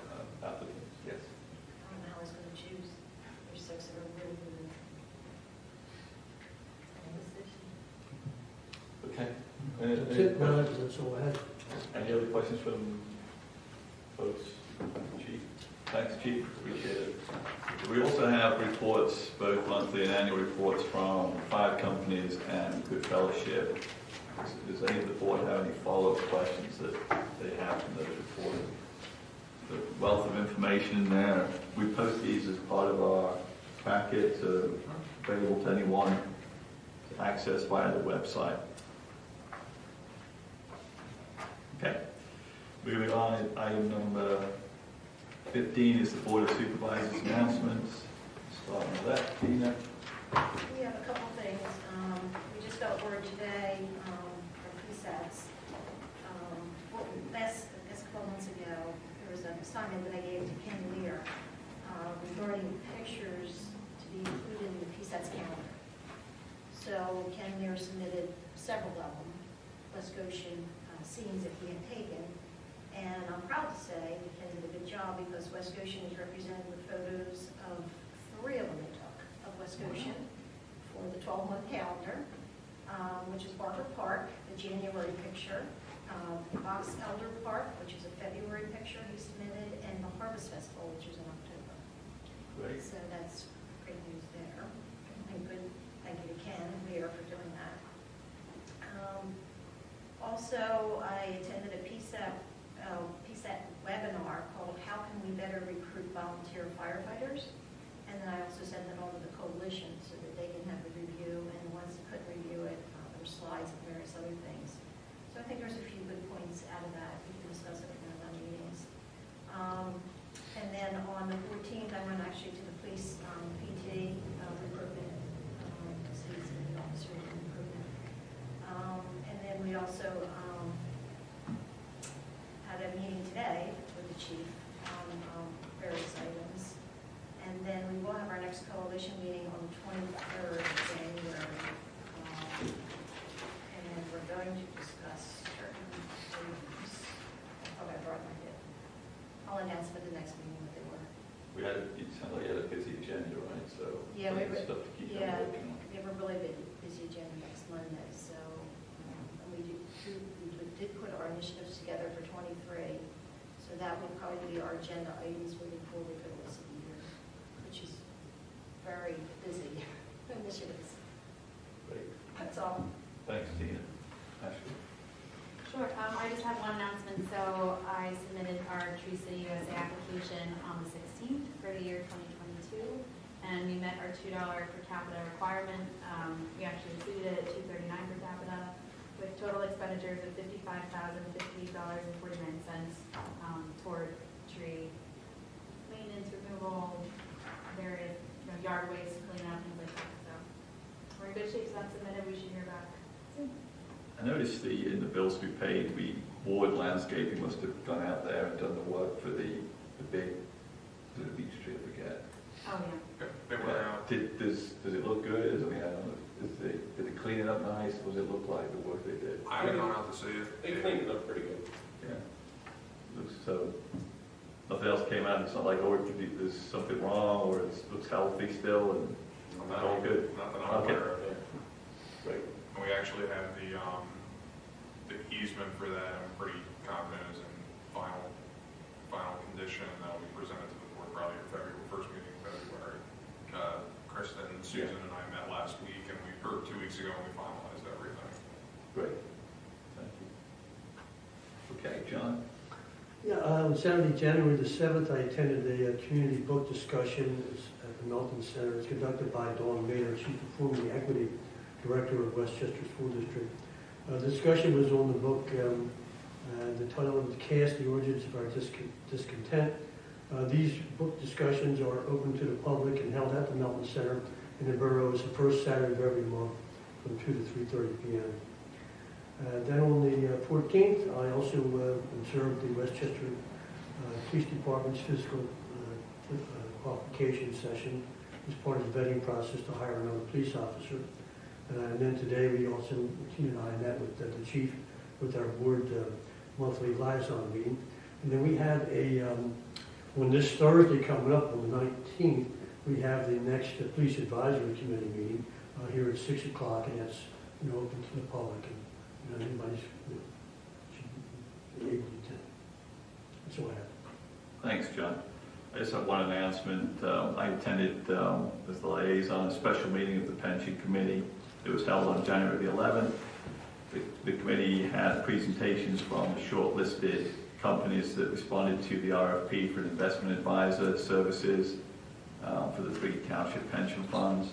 The companies that presented were Vanguard, Girard Pension Services, and Fulton Bank Financial Advisors.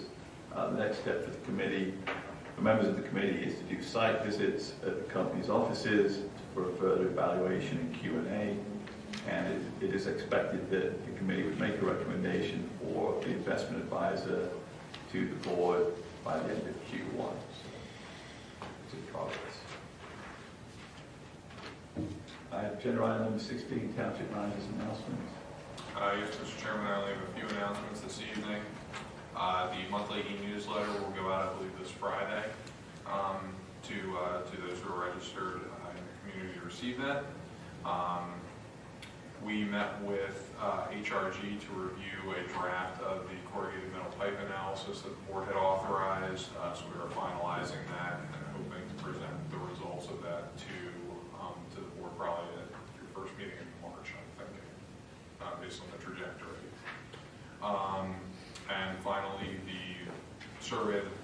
requested for the R3C zoning district. Those letters will go out in the mail this week. I believe they'll go out in tomorrow's mail. There are 317 letters being issued. We asked for responses to be sent to, in the letter, we asked for responses to be sent to myself and to Jamie by February 28th so that we can compile those and present the results to the board at a meeting in March. And then we're also going to have a discussion for the Planning Commission at their meeting on February 14th so that we get the feedback from the Planning Commission as part of the board's consideration in this proposal. Good. Going back to the CMP analysis, so we're still short the full data set from the Army Corps, right? That's correct. Is there any ability to get an answer to where it is from them yet or not? No, Mr. Chairman, and I did reach out to Representative Houlihan's office just to see if we can get some traction with them.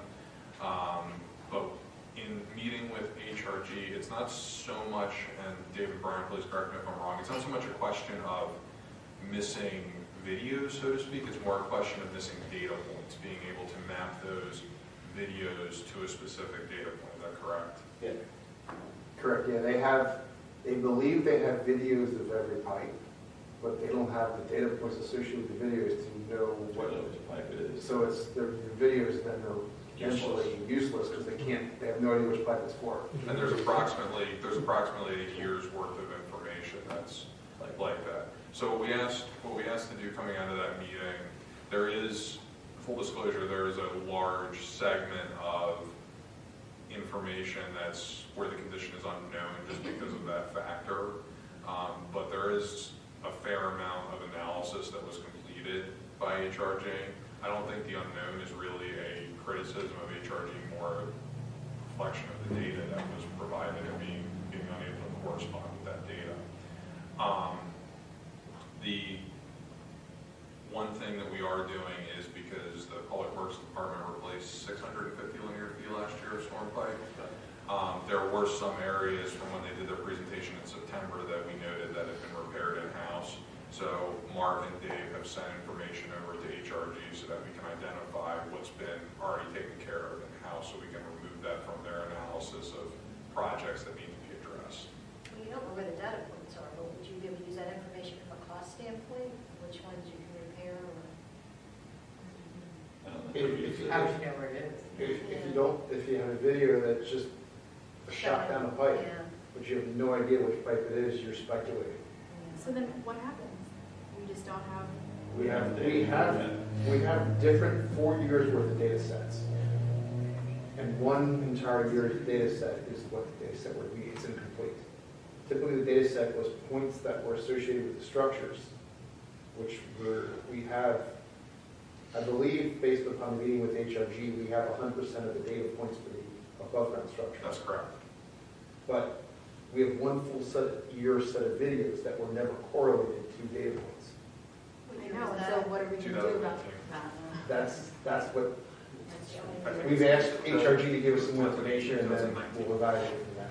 I would say 19. Oh, it was 19. I think it was 2019. That's the only year where we have been data. Correct. I got the email today from, Rick sent me some emails today from, it was 2018. It was 2018, yes. Because the project with the Army Corps of Engineers was a four-year project, 2015 through 2018. So there are options I could discuss with the board in executive session.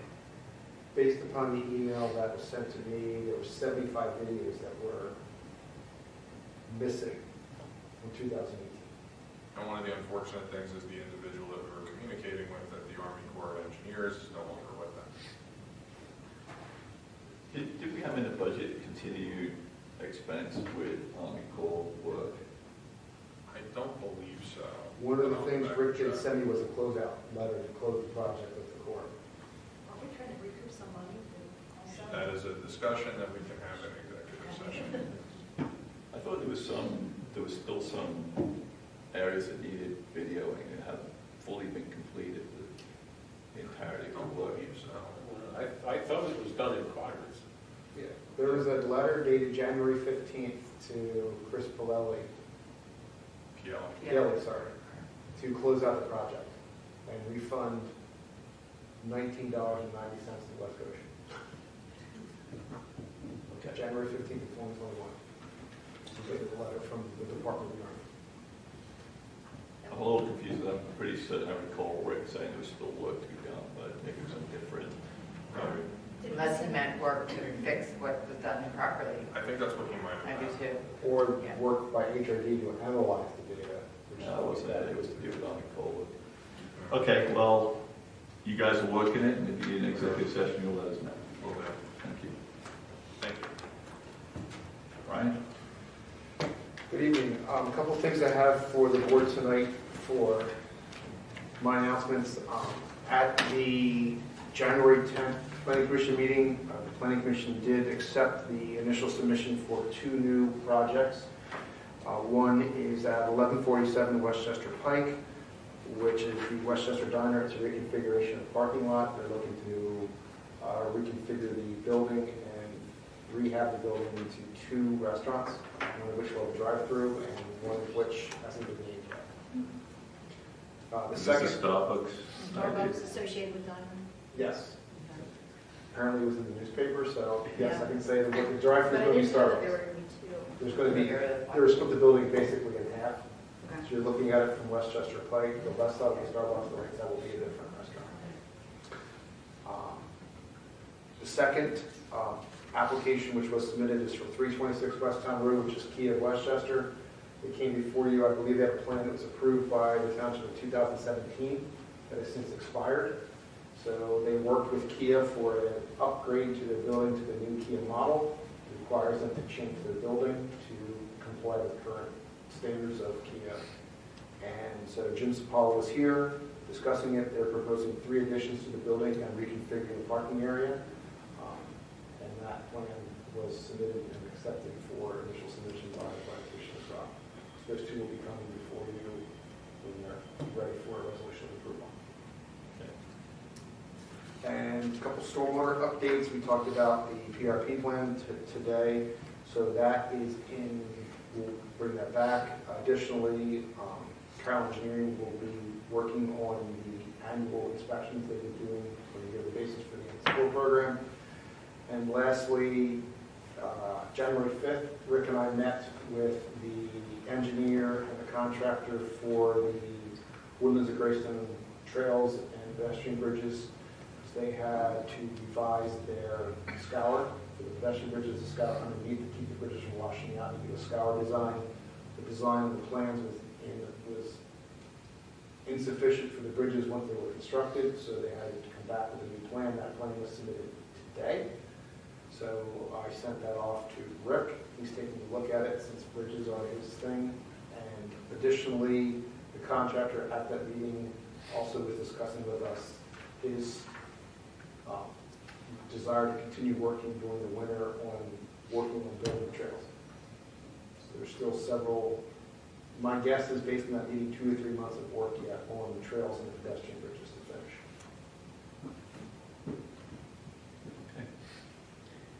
Question, what is the status of the completion of the Glen Avenue / Silver Lane stormwater replacement project? Just waiting on final restoration. Yeah. They can't pay, they're waiting on final paving. Paving window opens April 15th, by the time that's in. Okay, so they have the final paving to do and I guess some landscaping work?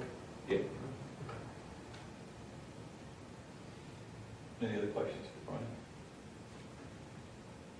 Steve? Is there any more news on what's going on with West Goshen Shopping Center? The shopping center did resubmit a plan. The plan was presented at the Planning Commission. They did take into account the desires of the Planning Commission to reconfigure the parking area and add more green space. That was presented. And the plan is currently being reviewed by myself and also the Township traffic engineer. It's in, I just received their stormwater plan and design today, so I can now. You're still looking at doing a traffic study on Fairly Pike, correct? Traffic study looks like it's done. PennDOT has reviewed it. PennDOT has made comment. The Township traffic engineer is reviewing it from the Township. But Fairly Pike being that it's PennDOT has already reviewed their and made comments on the initial design. And they've made some changes to their plan based upon some of the feedback from PennDOT. So the traffic engineer that we hired for our review, that not only was it for, I believe it was because they were working on another project, we said, well, we'd like to work on the Paley Pike project Yes. too. What was the other project? The other one was that project in Westchester Borough, just to represent our the warehouse project on Walmart Street. That went away. That went away. Right? That was it was the former Amazon, and then it came back as something else, Okay. which I believe has been approved by Westchester Borough. Yeah, it has. So the Walmart Street project. It's just an industrial It's building. an It's not. industrial building, it's just a warehouse. It's It's not warehouse, a, yeah, with no tenant identified. It's not an Amazon traffic thing. No. Any other questions for Brian? Thanks, Brian. Okay, Jamie is absent tonight, so is anyone able to discuss the zoning officer's announcement? I guess, Mr. Chairman, I'll handle that in Amy's absence. So there are 3 applications that are coming before the zoning hearing board, 2 of which will be heard on January 23rd, and 1 of which will be reviewed on February 27th. The first one was previously reviewed by the board at the December 20th meeting. That is the application for 220 Garfield Avenue, who's seeking relief from the township zoning ordinance in order to have a 21-foot front yard setback where 40 feet is required. They're expanding the existing building on the property with approximately a 7,800 square foot addition. The application is scheduled to be heard on January 23rd. At the December 20th meeting, the board took no position on this application. Was this the one with the, it was going to be in the floodplain? No, that was 820 Washington. Sean, this one is where they're expanding the existing building. The existing building is at 21 feet. They just want to expand the building. They're going to keep the building facade equal. Yeah, okay, I remember that. Thank you. So the second application is related to the lot line change that was discussed earlier this evening. This is application number 1-2023. This is for 546 Taylor's Mill Road, which is the location of the Taylor Run Pump Station. The applicant is the West Goshen Sewer Authority, and they're seeking a special exception pursuant to section E4 90.9F of the Township zoning ordinance in order to construct an electrical pad and other improvements for upgrades to the pump station in the floodplain. So a special exception is required. This application is scheduled to be heard on January 23rd. In speaking with Jamie and Brian this afternoon, given generally the township has taken a strong position on construction of the floodplain. However, in this instance, this is to expand and improve an existing public facility to provide sewer service to residents of the township, to members of the township. So we don't believe that the board needs to oppose this application. There's also, generally, I believe everything is going to be located above ground, and I don't think that there's any other place that they could put this outside of this location. The existing pump house must be within the floodplain too, right? Yes, I believe so. I think the entire property is within the floodplain. The only thing that's not in the floodplain is the driveway you can tell it, no, but your sewers should typically run low, and the floodplain is typically low, so this is not atypical for this to be in the floodplain. So, Is the board okay with no position? Yeah. So the second application is actually not going to be heard until February 27th. This is application 2-2023. It's looked for 1081 Lark Lane, which is in the R3 residential zoning district. The applicants are seeking relief from the rear yard setback requirements found in section 8413.10 of the zoning ordinance in order to construct a 2-story, 2-car detached garage. The board does not need to make any decision on this application this evening, as it's not scheduled to be heard until February 27th. And there is a third application for 2023 that was received on Thursday or Friday last week, but I believe Jamie is still reviewing it to make sure it is administratively complete. But that one will also be heard on February 27th. Unfortunately, I don't know what the relief that's being requested is at this time. We can report that to the board at a future meeting. Thanks, Chris. Any questions about the zoning hearing board application? Well, I just wonder on that one application, number 2 there, about the two-car, two-story detached garage. How do the neighbors feel about that? I wonder, a couple of neighbors, it's 400 South 5 Points and 320 South 5 Points Road, we're close to that. I wonder how they would feel about granting a variance here. I know Jamie has received a number of calls from neighboring property owners. I believe the applicant has been contacting neighboring property owners for some kind of support. We will issue letters within 500 feet of the location, so they will have an opportunity. If they're within that area, which I assume they are, they'll have an opportunity to become parties to the proceeding and make comment at the hearing. Will we have access to that response from those neighbors as part of the board meeting, where we'll have to make a decision whether we want to be neutral or not? Well, generally no, because that would be done at the hearing. But you could, I mean, one of the things you could do is you could, if you have concerns, you could ask Jamie to ask the applicant to attend your next meeting, so that you can ask those questions, and you can ask them if they've had an opportunity to discuss it with their neighbors. We can do that. Yeah, that's a good idea. Because I know that's what happened in the one application, and I'm forgetting which one it was. We've done that a few times. They came, you took out action to oppose it, and they then came back and said, well, wait, can we come back to the board and explain our point of view and maybe amend the application? So I think sometimes it's good to let an applicant know that potentially the board has concerns about it, so that you can ask your questions and they can try to respond. Would the board like me to invite them to invite the applicant to the February 7th meeting? Yes. We will do that. And then at that time, the board can make a determination based on the presentation as to whether or not to oppose the application. Okay. Anything else on the zoning officer announcements? Are we good? Mr. Chairman, those are all the announcements I have as zoning officer. Okay, next up is agenda item number 19, approval of the Board of Supervisors meeting minutes of December the 20th, 2022 and January the 3rd of this year. Is there a motion to approve the meeting minutes? Thank you, Ashley. Is there a second for the approval for the motion? I'll second. Thank you, Tina. Is there any comments or questions from the board on the meeting minutes? I just have a couple of typos, nothing major. On the December 20th meeting, was page 8. Where is it?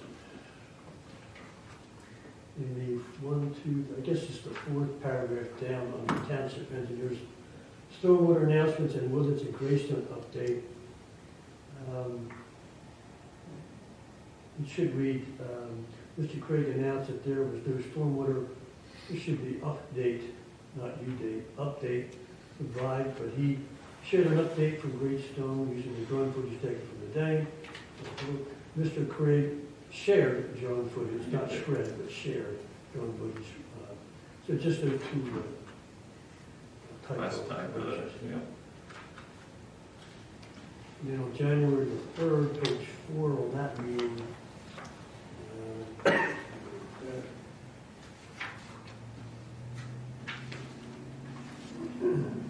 for voting delegate to the 2023 PSATS conference, it states Mr. Walsh brought forth the appointment for the voting delegate to the 2023 PSATS conference, noting that Mr. Hunter recently served as the township's representative on the voting delegate to the 2022 PSATS conference, not 2023. So again, a typo. That's all I have. Okay, so I'll amend my motion to approve the meeting minutes for those two corrections to the words and number. You okay with this? Who made the motion? I'm sorry. You okay with amending it? And then Tina, you okay with the second? Yes. Any public comments or questions on the meeting minutes? Okay, we'll take a vote. All in favour say aye.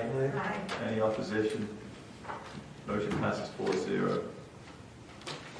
Finally, we have agenda item number 20, which is the approval of the Treasurer's Report dated December the 31st for the General Fund, the Sewer Revenue Fund, the Waste and Recycling Fund, and the Capital Reserve Fund, and the bills to be paid from these funds. I'll make the motion to approve the Treasurer's Report and the bills to be paid. Is there a second? Second. I have a question.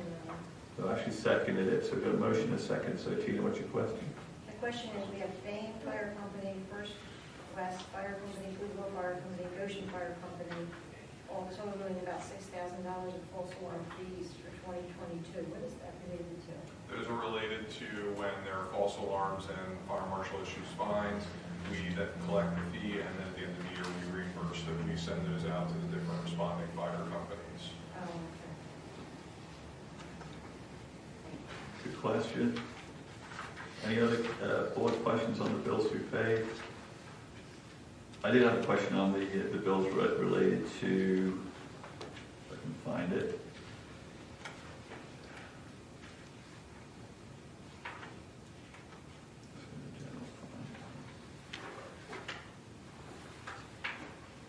I put it highlighted, let me say it didn't. Tyler Technologies, the bills that we're paying for them this in December, do you remember what they were for, Chris? I believe they are our annual fees for, I believe they're related to the Munis upgrade, but I can check with Christine and follow up. Okay. But it's for software that the finance department uses, right? Yes, that is Tyler Technologies owns the Munis financial package that we utilize. Yeah. Okay. Any comments or questions for anyone else on the bills to be paid or the Treasurer's Report? Very good. Ready to take a vote? All in favor say aye. Aye. Or any opposition? Motion passes 4-0. Is there a motion to adjourn the meeting? I'll make the motion. Is there a second? I'll second. Thank you, John. All in favor of adjournment say aye. Aye. The meeting is adjourned. Thank you.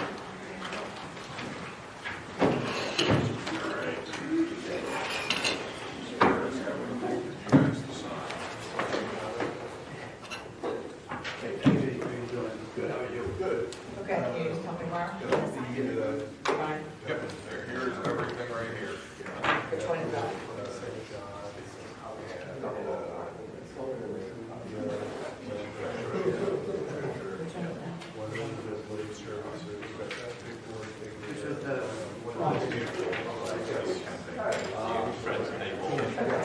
Friends, they will.